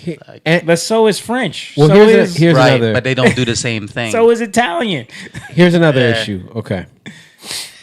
Let's look at right. Why? Go ahead, Jake. I'm sorry. Let's look at this because we're talking about like how people are viewing it. Italy, Argentina. Who did they play in the quarterfinals? England. No. Sweden. No, was it? No. Egypt. Egypt. Right. Egypt. Right. Okay. I can't remember. So, Egypt does not allow Coptic Christians are a big thing in Egypt. Well, not a big thing anymore, but that's what most Christians are, Coptic. They don't accept Coptic Christians on the team. Yeah. There are no Coptic Christians Right. on the team. They're very discriminatory Mhm. against Coptic Christians. Killing. Yeah. How come you don't hear about this? Do you know this is the first time I'm hearing about it? Do you know that they put a cross on the arms? They tattoo crosses on the arms of the kids because there was such an issue with Muslims kidnapping the kids, babies, and then raising them up as Muslims. I did hear about that. Yeah. I mean, and you would think people would have more problem with them because of their views against the LGBTQ and all this Western, crap that no one complained about that. They're mad about Argentina. They're mad about because the Nazis went there. Side note: did you guys hear about that? Gay cruise? Yeah, they tried to. They tried to go to Turkey, They and tried to Turkey go was to- like, no. They tried to go to Turkey and then Egypt. Oh, Egypt. A gay. What? Like who Why? in the world booked this? Why don't you want to go to some place where you guys are welcome? Yeah.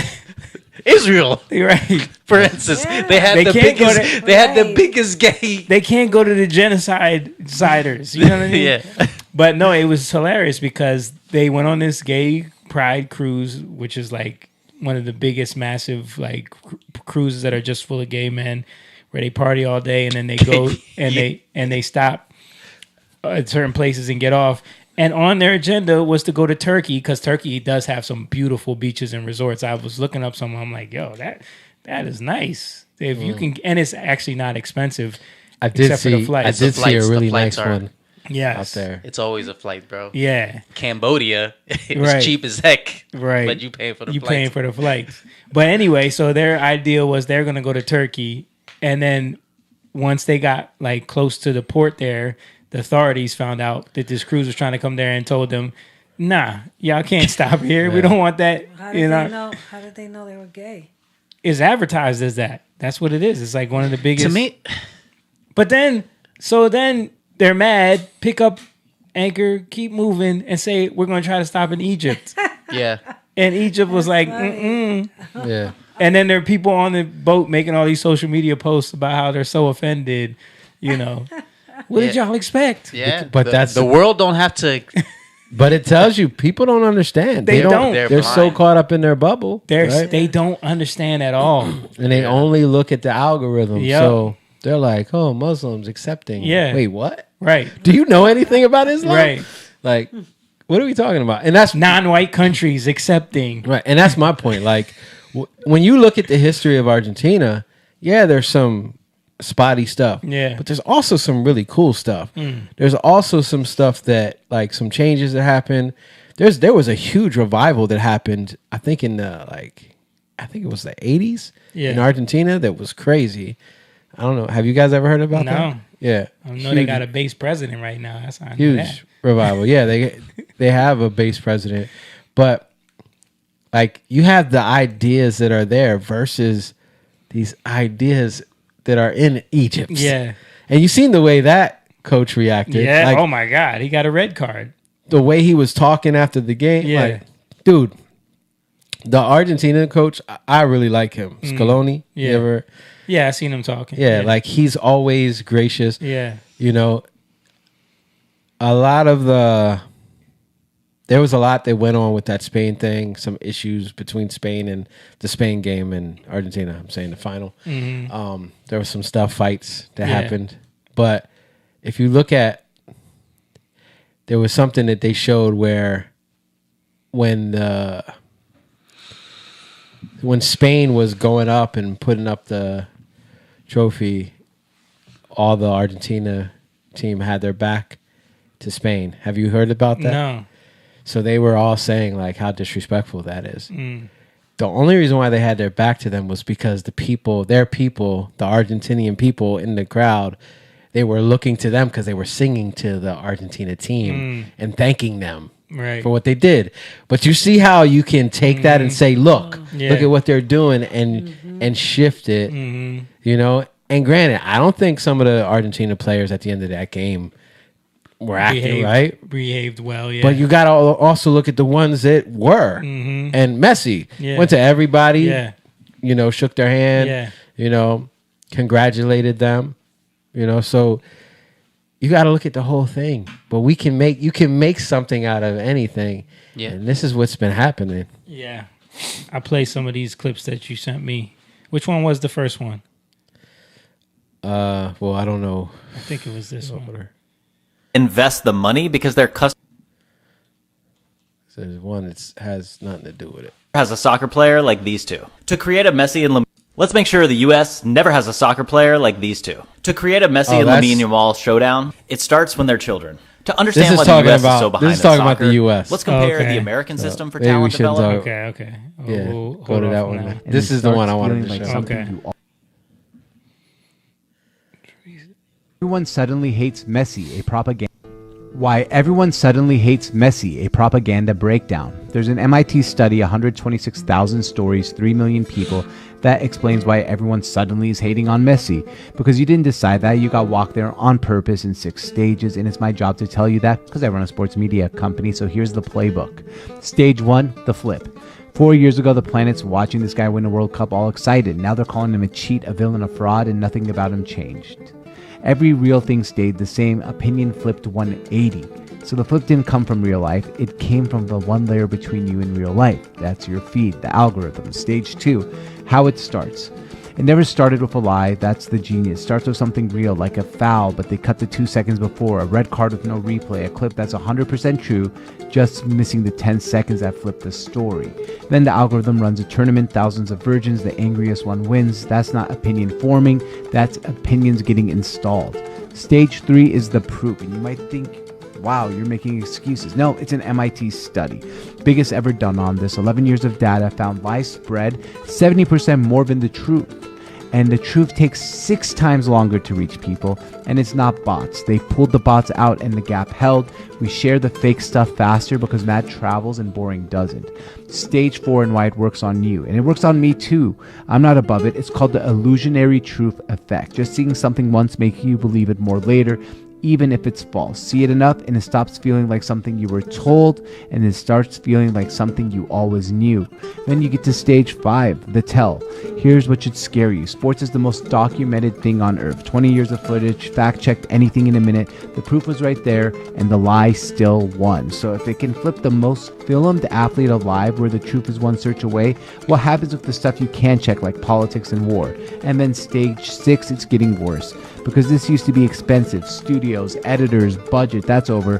There were 49 of these AI news sites in 2023. By December, 600, now over 3,000 more a month. Point that playbook at a world where fake clips cost nothing.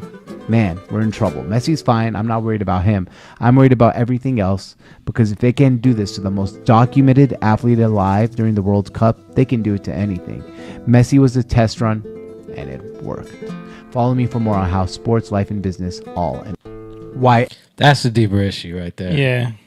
Yeah. I mean, but you see them doing this with everything. They use these as the guinea pigs for these greater psyop ideas. How can we control a narrative? Take the most beloved player in a sport and get everyone to hate him. If we can pull that off, we can pull off anything. Yeah. But did you hear what he said? How the truth travels way less. What happened? Oh, I'm just trying to get it to focus us. The truth travels way less than there you go. Than a lie. I think, what did he say? 7. The lie travels 70% more than the truth. It takes the truth 6 times longer to that's what reach. So think about this. If we're dealing with the truth, he said it was boring, right? To figure the truth out. Nobody wants to. It's more exciting to get caught up in the lie or the controversy. Well, that's why conspiracy theories are so much quicker to travel, because people want to feel like, you know, they figured out the lie. So it's more of a feeling, right? Yeah. But why is something boring? Why do people call it boring? Because you don't feel anything in the moment. Mm-hmm. It's not like you're not going to get this instant gratitude. You're not going to get this what's it called? Dopamine rush. Right? Yeah. Right. You gotta wait. You gotta work it out. Yeah, you know? it's Daniel-san, wax on, wax off. Right, exactly. He thinks he's not really doing anything because this is boring. And it's the child mentality versus the man. Right. The wise like, sensei. Why do I have to do this? Yeah. It's like boring. the kids that you make do drills and they don't want to do them. Yeah. Yeah. But how many people are just going to social media and they're just trying to get a dopamine rush? Yeah. They're just trying to see something that sparks controversy and say, "See, I told you." Yep. Especially Ronaldo fans. Yeah. They want to show everybody why he's better than Messi. So, but not just that, like race. Yeah, right? Yeah. If you can say Argentina's racist, that's a whole different victimization. Yep. Like, how many victimizations can you get? And everybody who's caught up in that in their heart, right? Oh, dude, it was so funny. We're not talking about it yet. I don't know if we are, but I was watching something with the Nolan Wells, and this woman said, "I just know in my heart that they did it." Yeah. And it's in my heart. Yeah. Like, I'm sitting here. But like, someone who says that, there's nothing you could tell them. There's no evidence you could show them that's going to convince them otherwise. In your heart, like, the heart's wicked. Yeah. Come on, stop it. Get some help. What was I going to ask you? Oh, who ended up winning the Golden Boot? Mbappe. That's what I figured. And I feel like, I don't like saying I feel like, I believe that is totally stupid. My humble opinion. Because how are you gonna? First of all, Spain kicked out France, right? Argentina kicked out England. Mm-hmm. They're playing a consolation game. Consolation game. It doesn't matter. But this is what, because Zach and all of them, we were talking about whether or not, because Nino had tickets, he was in Miami to go to that game. Okay. And they were like, oh, you're probably not even going to get to see the stars play because nobody cares about that game. I said, I guarantee you Mbappe's playing because he wants that golden boot. You know what I mean? He's going to play because he's going to try to score every goal he can. Yeah. And that's exactly what happened. And that's why goals count, right? Yeah, they count towards the numbers. They shouldn't. They shouldn't. I agree. Because if it's a tournament, you get kicked out. Right. It's literally a consolation game. That game should not count towards it. No, I agree. Shouldn't. Like, it makes no sense. Because no other team, when they get kicked out, it counts. No, it should just be straight to the final. Right? That was the craziest game. It was that game. It was like so much scoring because it was a nothing. That's game. That's what I'm saying. Like it's like they're playing loose and there's nothing on the line. Yeah. You know, and it's like watching the Pro Bowl. Right. Yeah. But it's like, to me, I was talking about that to somebody. It's like watching. It's like, you know how in football, right? When I watch a game and it can be like a 3-6 game and it can be exciting to me because you see the defensive battle. Right. But to somebody who don't really understand the sport, this is boring. Yeah. They're not scoring. Yeah.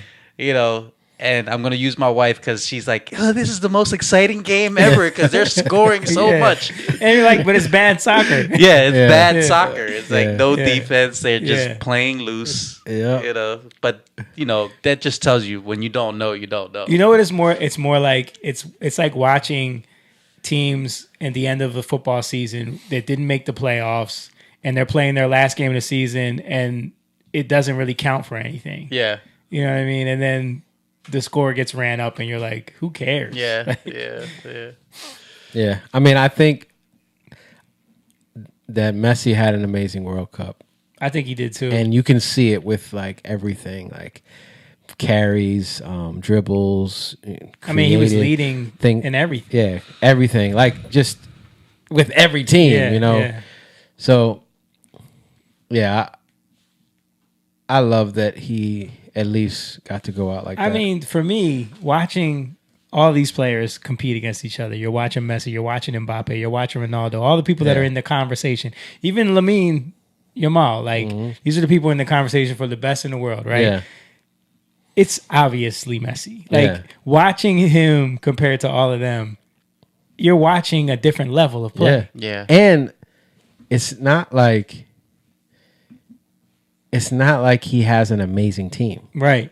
Like, there's some good players on that team. Don't get me wrong. Yeah. And I love that they collectively come together the way they do and they fight. But my thing is, like, man, if we're honest and we know, dude, their passes, there was no real creativity other than Messi. Yeah. You know, there wasn't a lot of creativity. All the times that team got saved, it was because of his assists, him creating something. Something happened. Yeah. You know? So we got to look at that. But I do want to shout out Kubarsi. Who's that? I don't know who that is. The Spanish defender, because he's only 19. Oh, yeah. That dude was killing it. He just had a great... He plays for Barcelona. Yeah, he was crazy how young, you know, some of these kids are. 2 19-year-olds on that team winning the World Cup. That's crazy. That's insane to be that age. Dude, Spain got scored on one time. The whole entire one World goal, Cup? the whole... Ain't that crazy? That's crazy. Wow. I did say in the beginning it looked like it would be Spain or France. They look like the best teams. I mean, I said it was probably... I said Spain was going to win. Yeah. That was my pick. Yeah. But France looked... Watching them tough. play in the groups, I said Spain and France look like the 2 best teams. Yeah. I don't know what happened to France. Right? I mean, I think they just got exposed. Like they're trying to put too many. They're trying to put all those attackers in, but they're not all going to do work. I honestly think that if France was in the other bracket, it would have been Spain versus France in the final. Oh yeah, I think you're right. Yeah.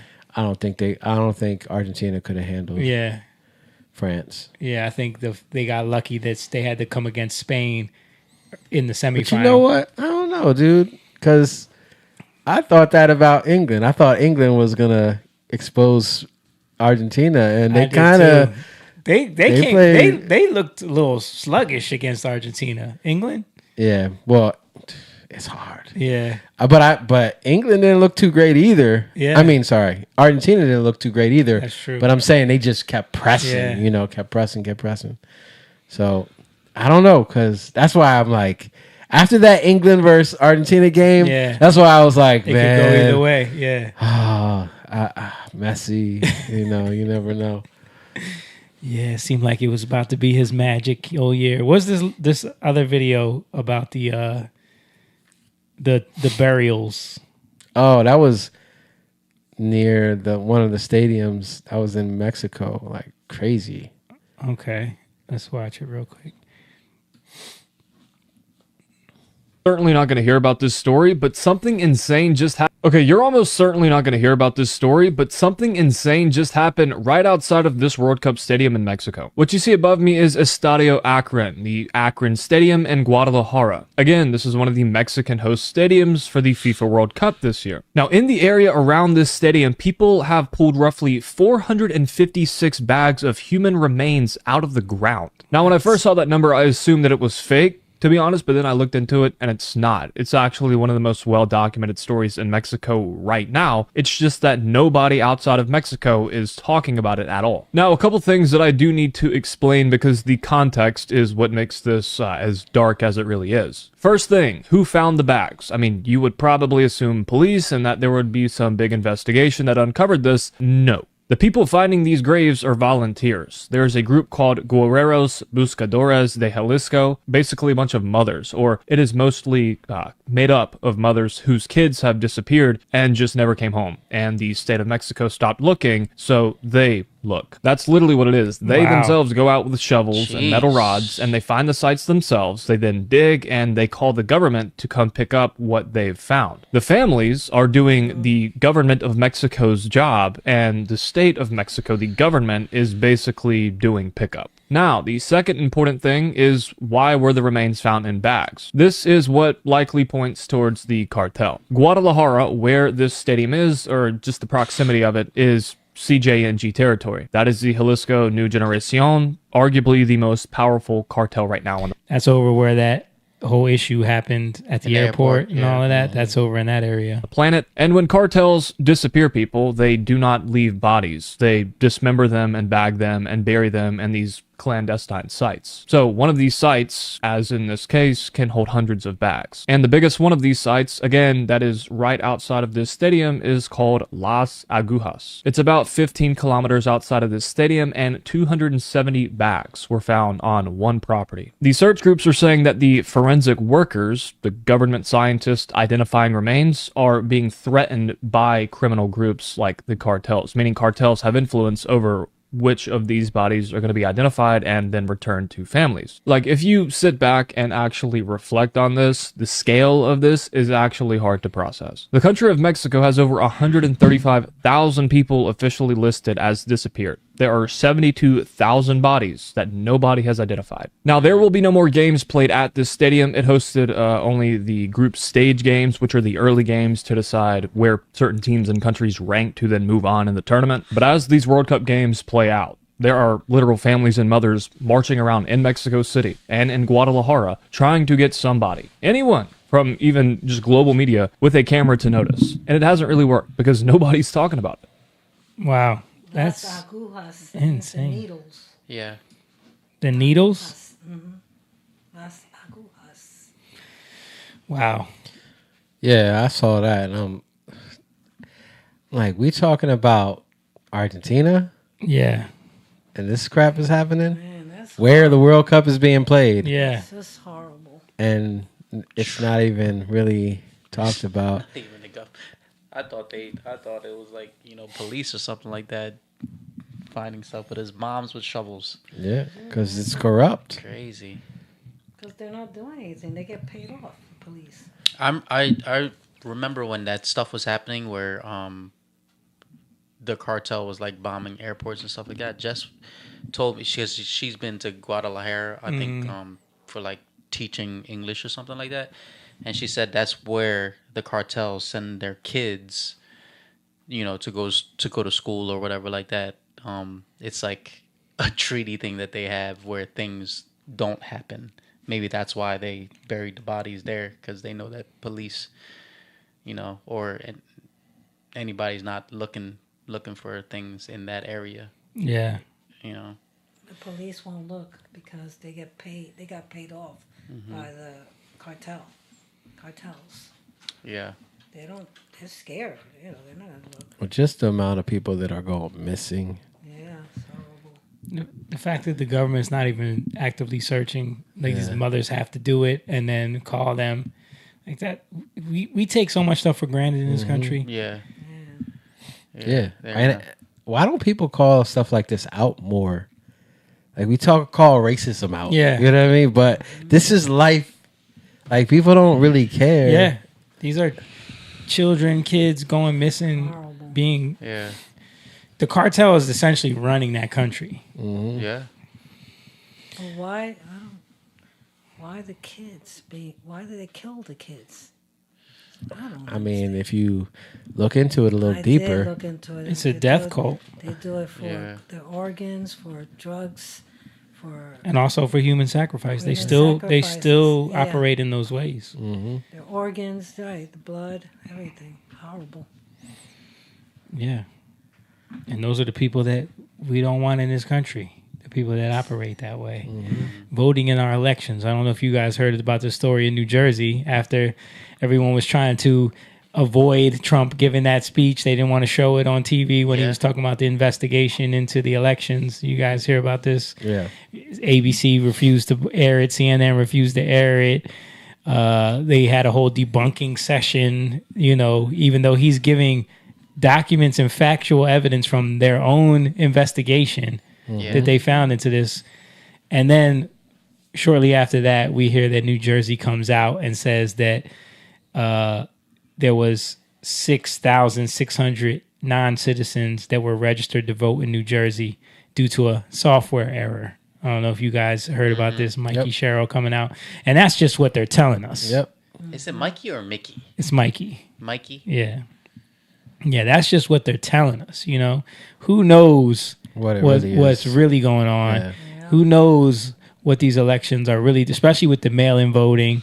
We're finding out more and more that that is just completely corrupted.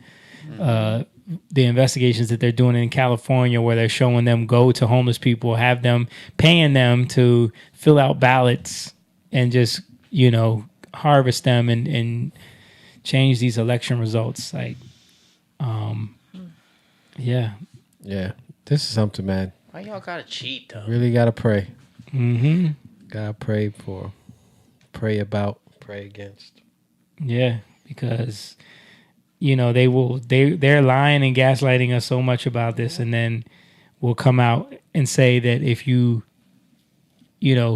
Trump even bringing up the 2020 elections is misinformation and lies. It's already been debunked and disputed. Like, he's showing the evidence that they've uncovered now that they tried to hide under Biden. Mm-hmm. They specifically tried to hide this. Yeah, there's a whole bunch of stuff that happened in Georgia, around Atlanta. Yeah. Like, they're showing, there's a lot of the numbers corruption. don't make sense. Yeah. The numbers don't make sense at all. It's not adding up. Nope. I'm not good at math, but the math ain't mathin'. Math ain't mathin'. Yeah. And then people are showing all these old clips of people basically talking about how our elections, let me see if I can find it, about how our elections are being tampered with. Oh, you guys hear about this?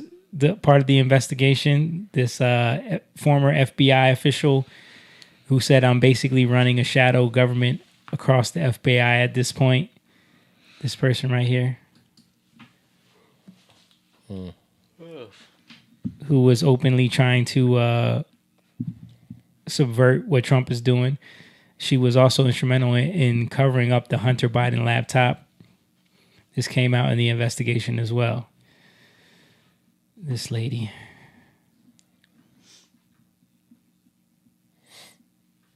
Yeah. Traitor. Former FBI official Nikki Forrest, you're a traitor.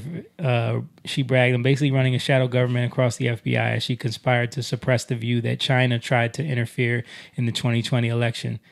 Because that was one of the other things that came out in the,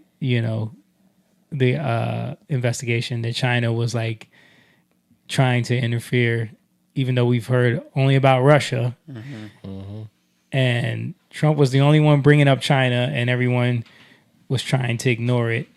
But then, I mean, I thought talking about our elections being rigged was misinformation. The only other adversary of ours who's anywhere near as good as the Russians is China. So why should Russia have all the fun? And since Russia is clearly backing Republicans, why don't we ask China to back us? I hereby tonight ask China. That's right. And not only that, China, if you're listening, why don't you get Trump's tax returns? I'm sure our media would richly reward. Remember that?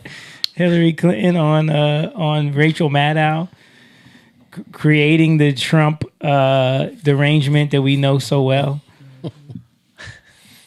Yeah. Attention. At that time, did it come out that they literally did the whole thing with Russia? No, this was when she was still on her high horse about Russia stole her election from her. Here's another old clip. One major point of tension between the U.S. and China that will only grow in the coming months is concerns about China meddling in U.S. elections. Listen to our conversation on that topic. I want to ask you about a commitment that CNN has reported President Xi made to President Biden when they met in November. We reported that he told President Biden that China would not interfere in the upcoming presidential elections in the United States. But since then, there have been reports of online Chinese accounts that have falsely mimicked Trump supporters. Do you believe that these accounts violate President Xi's commitment? What I can tell you is this. President Biden was very clear about that with President Xi, and I repeated that today in my meetings. You repeat what? That any interference by China in our election is something that we're looking very carefully at and is totally unacceptable to us. Look, it's something we're tracking very carefully. I can't speak to these specific reports. I can say that as a general matter, we've been very clear with China, don't do it. But they're not violating the commitment yet, as far as you can tell? Well, again, I have to look at the specific reports that you're referring to, but we have seen, generally speaking, evidence of attempts to influence and arguably interfere, and we want to make sure that that's cut off as quickly as possible. Now, it is noteworthy that he said that there is evidence of China attempting to influence and arguably interfere in U.S. elections just months after President Biden and President Xi had that conversation. It's clear that China is not heeding those warning calls from the United States. He also said that it's the concern that China is seeking to mirror what Russia is doing in terms of influence efforts in the United States, trying to sow division that are already apparent in the U.S. So this was April 2024, but now when Trump comes out talking about China being caught interfering, he's crazy. He's crazy. They did a whole report on it in 2024. Even talked to Blinken about it, Yeah, man. It's getting old. Psyops. Yeah, it's getting old. The fact that we have to just keep exposing the media's lies and them trying to gaslight and make everything is a conspiracy theory. All right, you sent me one more video, Jake. I'm gonna play this. This was the one about the demonic trinity. I thought this was pretty interesting. Oh, okay.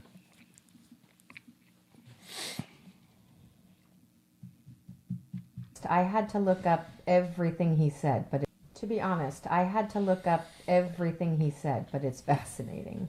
Came into agreement with the demonic trinity in 1973. Abortion, Moloch, animal worship, Baal, orgiastic delights, Ashtoreth. George Mason, the father of the Bill of Rights, said, as nations cannot be rewarded or punished in the next world, so they must be in this. By inevitable chain of causes and effects, providence punishes national sins by national calamities. Okay. The same year that we declared open season on preborn humans, we gave more legal protections to sea turtles and porpoises, which, by the way, fulfilled G.K. Chesterton's prophetic warning that wherever there is animal worship, there will be human sacrifice. Wow. Happened in the same year, Josh. Gosh, that's crazy. I've never. What else happened? The Tell me. Supreme Court removed their obscenity laws, thereby allowing the widespread legal distribution of pornography for the first time in American history. That all happened in 1973? The same year. To be honest, I had to look up. Yeah. Crazy, right? That's crazy. 1973. Abortion, pornography, animal rights. Animal rights. That doesn't even make sense. What's that mean? Animal No protections. harming. Yeah. Protections for animals. You can't. No harming. But you can harm humans. Yeah. You can kill babies. Yep. That is. But it's a clump of cells. Your body, your choice. You're a clump of cells. But I'm developed. It's the same talking points. Yeah. It's a zygote. But what is it? It's a parasite. Yeah. It's just leeching off of my body.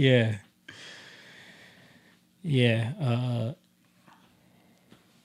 We didn't get to the Nolan Wells stuff because there's a lot there. Yeah. I don't want to start down that rabbit hole. No. But yeah, that is definitely another I gotta look into story that is just dividing. It's like the Carmelo Anthony thing all over again. Yeah. You're using it to divide racial division. But I haven't heard anything about Carmelo Anthony. Well, ever since the verdict. Yeah, ever since that. Yeah. They're like, it didn't work. Yeah. Yep. On to the next thing. Oh, now On we to got the- this one. Racist. We got this one now. No, but it's working. Like, it's working to divide. Yeah. A lot of black people who, like, think about it. Who are the ones that are going to accept this stuff? The ones who already are caught up in who victimhood. The people who already are hurt in their hearts. Yeah. Have issues, victims. Yeah. Caught up in stuff. Had things happen to them before. But again, like, think about this Nolan Wells. I'm not going to go into all of it, but in order for his mom, because the other guy's just a stepdad, and he's just going along, in my opinion. I would say like somebody who had a backbone would have said something, but we don't know. We don't know where he is either. But the point is, like, when this stuff like this happens, this stuff happens a lot. I think in the last month, I'm pretty sure I heard 11 people had died from drowning in that area.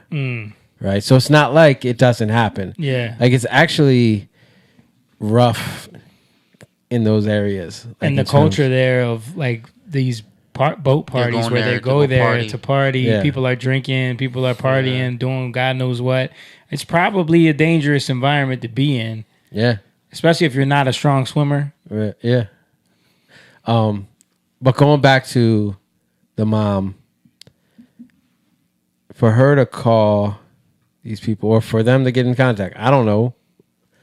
How did it didn't have to even become a huge story, right? Yeah. It could have just happened. And what happened to those other people that died, right? None of them, you don't hear any stories about any of those other people.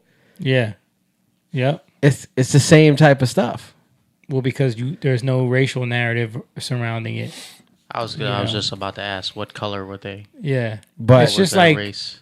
I don't know if you've heard of this phenomenon where black people don't hang themselves. Have you been hearing about this too? No. Because there's been certain stories around the country where, like, if a black person hangs themselves, it's automatically a lynching, and no one believes the story that a black person would just commit suicide. Like, there's been a bunch of stories with younger black people that have been deemed suicides, them hanging from a tree or whatever. But the narrative around it is, black people don't hang themselves. Like, this is a lynching. So, and we need justice for this. And I don't care what they say. I know it was a lynching. Wow.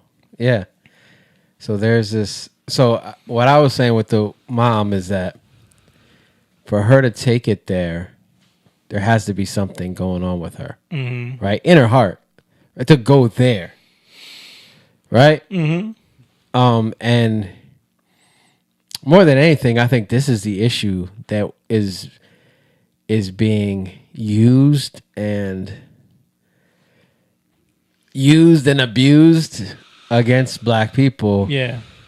And that's a weakness there that we have to pray for black communities. Well, when you have like opportunists like Benjamin Crump, who every time a situation is like this happens, these people run to them to make it a civil rights case before they even want to investigate what happened. Mm-hmm. But to me, that just screams like you're looking for a way to capitalize off of this. Yeah. Yeah. Like that's what you saw happen with Carmelo Anthony. Think about it. There is no somebody like Benjamin Crump, Al Sharpton. Yeah. I would say even Al Sharpton for sure. Like, yeah. He has no career without it, right? He's looking for the next thing. Yeah. That's literally how right. he's created his career. So he's got to continue in that. Right. Right? It's like, Thomas Sowell, like what he was talking about when he worked for the government. Yeah. And they're like, he thought that they were trying to fix an issue. It was like in Puerto Rico, right? Yeah. And he worked it out, and they're like, "Oh, wait. No, yeah. If you do that, we don't have a job a anymore. job. Yeah. So it's not about that." Well, that's what you're finding out about all of these civil rights organizations and hate crime organizations. They have to continue to. Matter of fact, we found out through the investigation that the ADL was actually funding hate crime, right? So that they can have something to advocate against. Yeah, yeah. So it's like, it's that cycle. You have to fund it to then go after it. Fund it to then go after it. Fund it. It's right. How do you? Because it has to become a machine. Like, yeah. How are we gonna print money? There's movies about that, like Minority Report. I think RoboCop was like the same thing, where it's like the same company that's trying to create the solution to the crime is actually creating the crime, right? Yeah. Because then they can justify their profit margins. Yeah. Yeah. So again, you're already caught up in a fear of how you're going to make money, right? And you're like, well, I can't lose this now. Mm-hmm. This is what I do. This is what I. But is it for the betterment of people? Actually, no. Well, you see that long term, it's not, right? Because now you have to look at everything through the lens of race, because that's how you're going to get paid. Yeah. But then you see the connection between money, right? Or in the Bible it says mammon, right? Mammon, and then who you serve. You're caught in this cycle. You're caught in this prison, so to speak, where you have to continue to serve or feed the beast, or else you're gonna lose what you have. Your kingdom. But what it's built off of. Yeah. And it shows you it's not built off of anything that's gonna actually last. Because the moment you stop serving it, it all falls apart. It falls apart, yeah. And does it actually do any good for race relations? It's actually doing the opposite. It does the opposite. Yeah. And that's how we can look and see, okay, the things that are like eternal or lasting are the things that when we sow into that, we don't gotta even be there.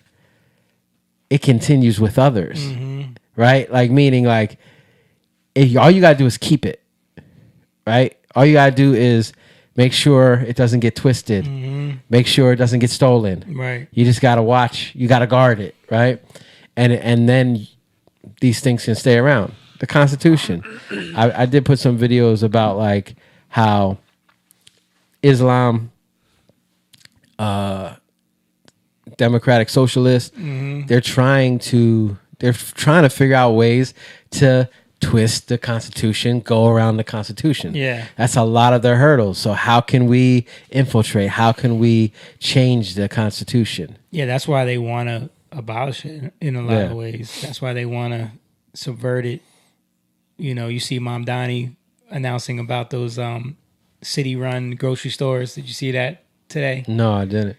Yeah, he's talking about he's going to do these grocery stores that are run by the city, and they're going to be like 30% lower prices than everyone else, But then all the bodega owners and all the grocery store owners are like protesting this and trying to combat against it, because you're going to put all them out of business, and it's going to be an unsustainable system that's going to crash. Yeah, it's not going to work. Yeah. And who is he gonna have in those new grocery stores? Muslims probably. Yeah, but not only that. Oh, Dang. No, it's true. I know, Mom, but that's like the like gas stations. that just sounded. Yeah. No, it's the truth though. Why do you think he's? Oh man. But it's not that even, doesn't matter. not even just about that. It's about the fact that this is not a good idea, and it's gonna cause more harm. Yeah, you're gonna harm the small business owners. And not only that, once those businesses go out of business, and then these systems don't work, then what? Now all of a sudden these cities already don't have grocery stores. But if you can think about this though, if you can. Nothing ever gets destroyed like that is huge by just coming at it from the outside, like, and trying to attack. You got to get it. You got to infiltrate, right? You got to manipulate. Trojan horse.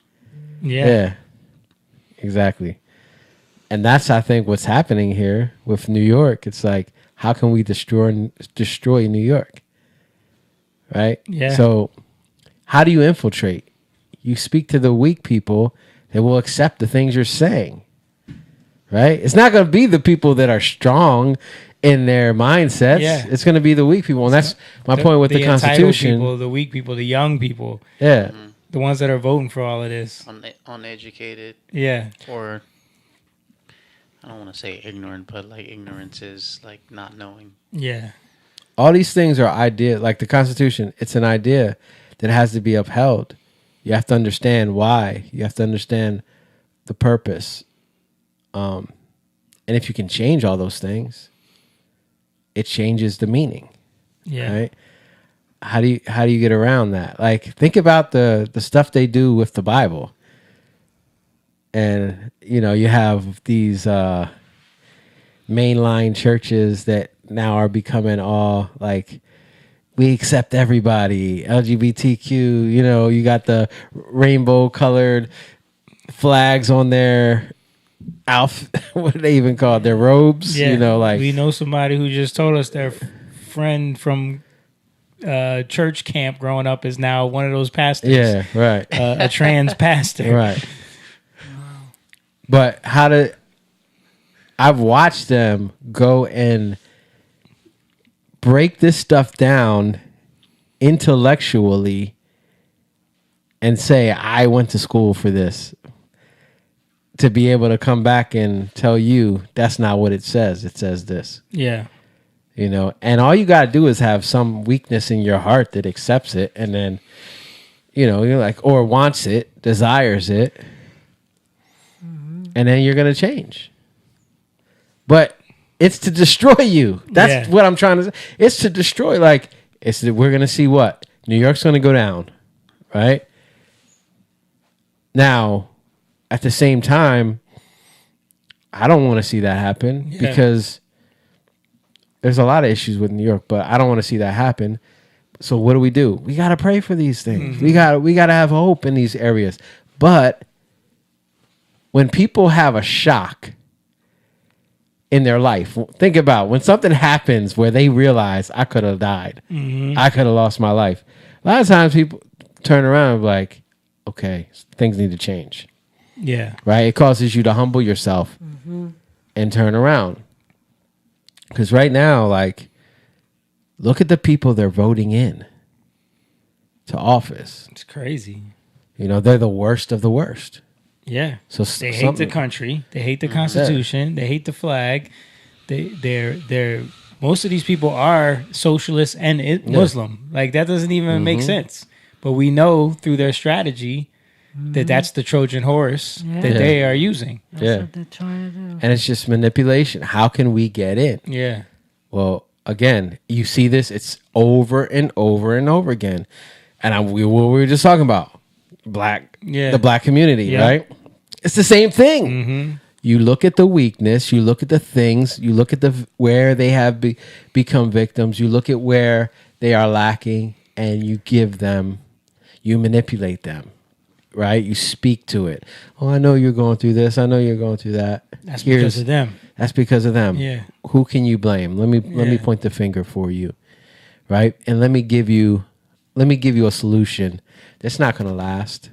Right. It's not gonna have long lasting effect. It's just gonna make you feel good in the moment. Right. Right. And this is what we're getting from all these. It's just a feel good thing. Yeah. Feel good. And if he does actually raise the $30 million to $70 million for each one of these stores that he's claiming to need, it's gonna feel good when they open it up and everybody says, "See, look, we're getting cheaper groceries." They're gonna make it feel like it's the best thing ever. Mm-hmm. But thought it was supposed to be free at first. Not the grocery store. That was supposed to be free buses and trains. There was this clip. Oh, go ahead. No, didn't he say that there was going to be free basket, like a goodie bag or goodie basket or something like that? Did he say that? I swear he did. I don't remember seeing that. I swear he did. I could be wrong, but go ahead, Jake. I'm a little off the topic, so I'll wait and see if Jamie can find it. Announced that he will be opening 5 city run. No, I see that. That's recent. He probably shifted because he probably saw how much, it's gonna. I think you're talking about this here. Today, I am proud to announce a collection of essential staples that will be predictably 30% cheaper at all 5 of our city-run grocery stores.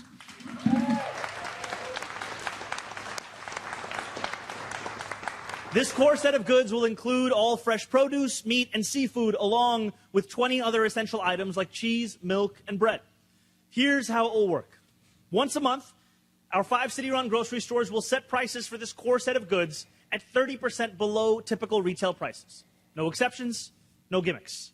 The savings will last for the entire month. What we have seen is that far too often when it comes to city government's approach to delivering on affordability for groceries, there's always been the question of intermediaries, whatever it may be. And we are excited to deliver directly to New Yorkers that lower cost of essential goods. We're talking about a 30% discount across essential goods that will be the same at every single one of those 5 city-run grocery stores. And what we are also talking about is city-run grocery stores which will not be selling cigarettes or alcohol or lottery tickets or hot foods. Those are a lot of the places that drive revenue for a lot of existing grocers, existing bodegas. This is an approach that looks to address the question of affordability and food access without also harming the ability for other entities. Is that what you're talking about? No, that seems like a newer clip. No, it is. It is. Yeah. Because it's what he said, that a core basket of everyday groceries will be 30% cheaper. Yeah, no. This was like way before I think before he was even running. I mean, when he was running, before he was mayor. But did he say that will be from there on or for like a month? Or I thought he said for 1 month. He said once a month? Once a month. So people are going to be going crazy going to these stores at one, you know what I mean? Like just to get that this is 30% not going to work. No. First of all, who's going to be supplying them these goods? Please, that's not going to work. I mean, the only way it's going to work is because what he's essentially saying is that he said it in a roundabout way. It's the middleman that's the issue, right? Because they have to basically make a profit. So are they going to absorb that cost? I guess they're going to expect the taxpayers to absorb that cost. So then it goes again. The city's paying for it. Back to you. The city's going to absorb that cost, which in turn, the taxpayers are going to absorb that cost, right? Then it's going to, so you're going to pay more taxes. Yeah. You're already running, the people that are, generating revenue, like the apartment owners, the big businesses. You're taxing them, out the wazoo, so you're already gonna lose that type of taxing. So, it's going to fall on the people. Just like the housing thing, the housing taxes that they bumped up. People already moving out of New York because of this stuff. It was already expensive. When I took Jess to go see The Lion King, we were just like, curious. So we were, looking up on Zillow and, those apps to see how much stuff is in that area. It's ridiculous already. And this was a couple years ago. People can't afford that. Look at this story from this was from a while ago. This was Kansas City tried to do a government run grocery store. Clear this Sunfresh at 31st and Prospect is struggling. This is the first section people see when they come in. There's barely any produce. A lot of the coolers and shelves around the store look the same way, empty. So shoppers have been asking us, if the store isn't closing, then where's all the food? A rotten smell comes through the door, and anywhere you turn, you'll see products that need to be restocked. No hot food or deli. There was a time this store was on life support.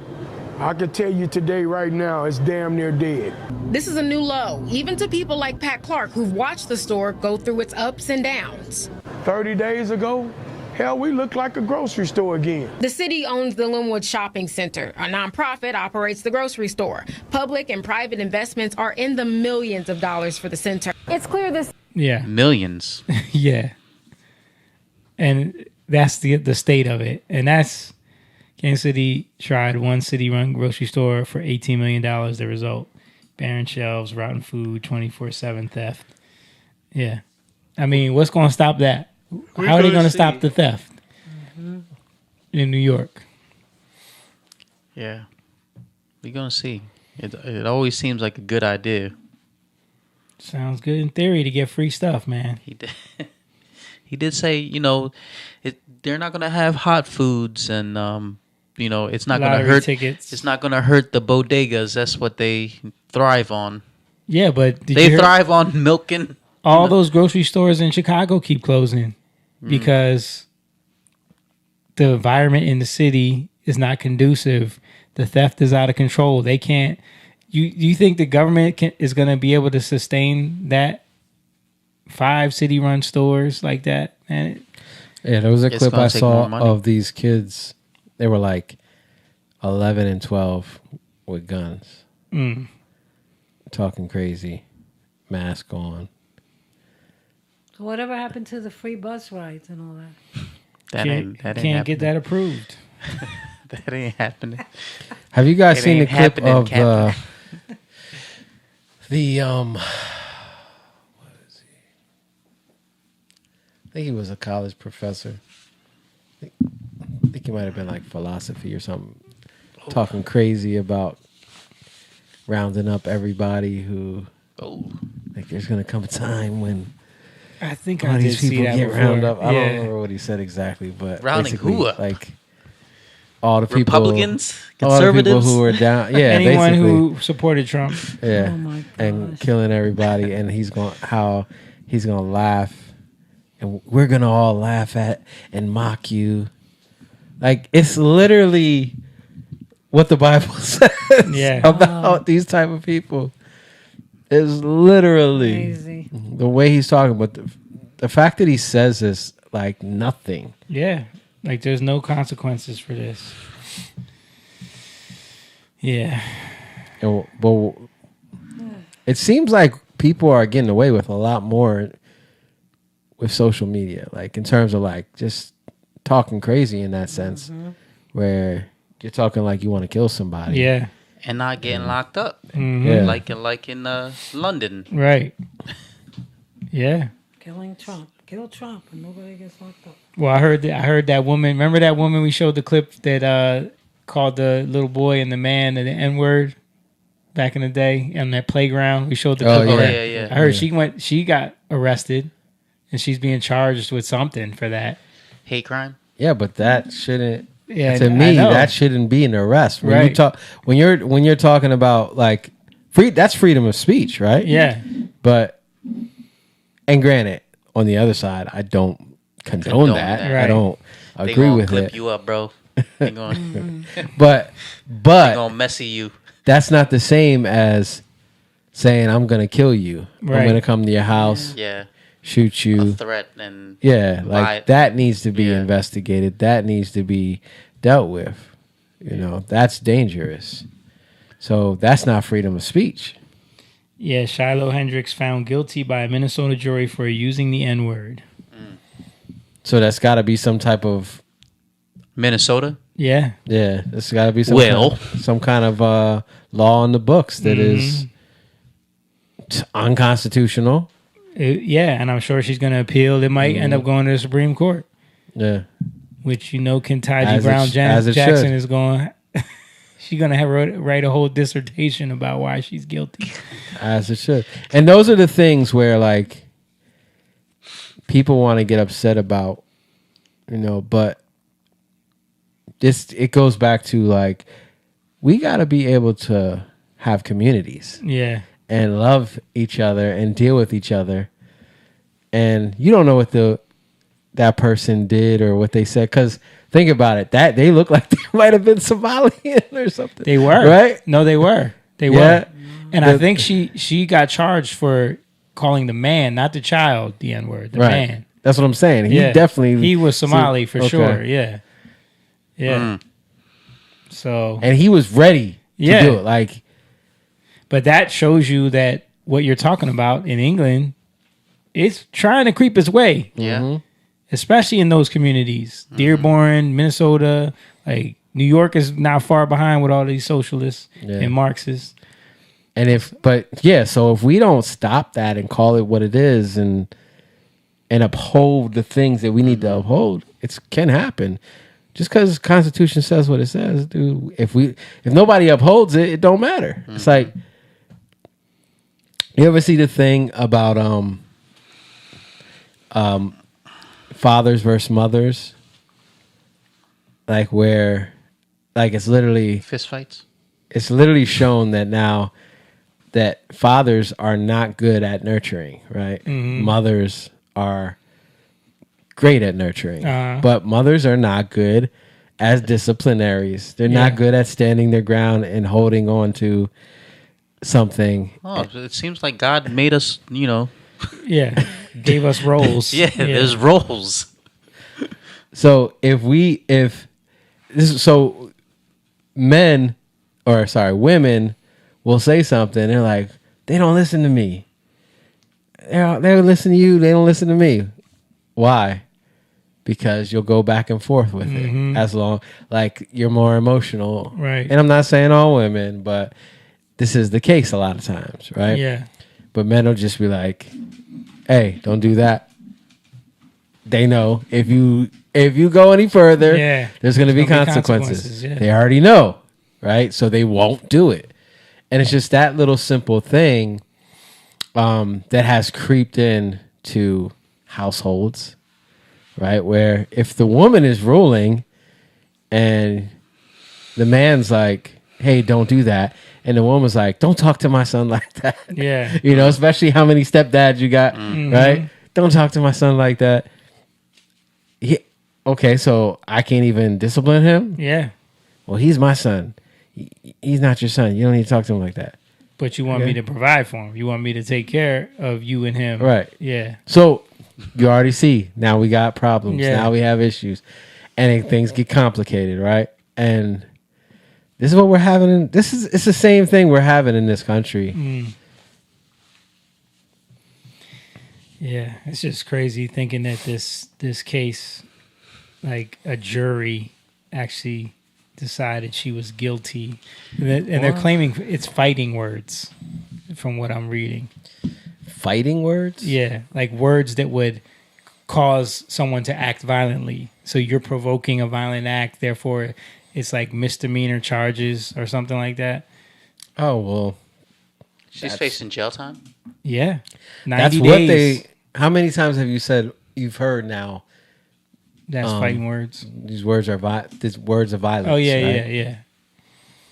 Yeah. Same thing. Yep. But I think it's going to get appealed. It might go to the Supreme Court. But this is the state we're in, man. This is why we need to push back against this stuff. This is why we got to pray for this country. We got to keep this socialism from creeping its way in, this Marxism, this victimhood, this Islamification. We got to keep all that stuff from creeping its way in. But in the meantime, stay prayed up, everybody. Keep your faith and keep your community and your family tight. And keep it grounded in the Bible and in Christ. But we appreciate everybody for watching. Thank you guys very much. Shout out to everybody who's still there with us. Make sure you drop a comment in the chat, like this video, share with your friends. Don't forget to join the Patreon. Link is in the description. We also have a merch store link in the description and a Cash App link if you want to support in any way. Link is also in the description. We love you guys. We appreciate you. God bless you. See you next week. Young lion, go live, yeah. Young lion, you rich, yeah. This kingdom has room, yeah. Go and fight people in.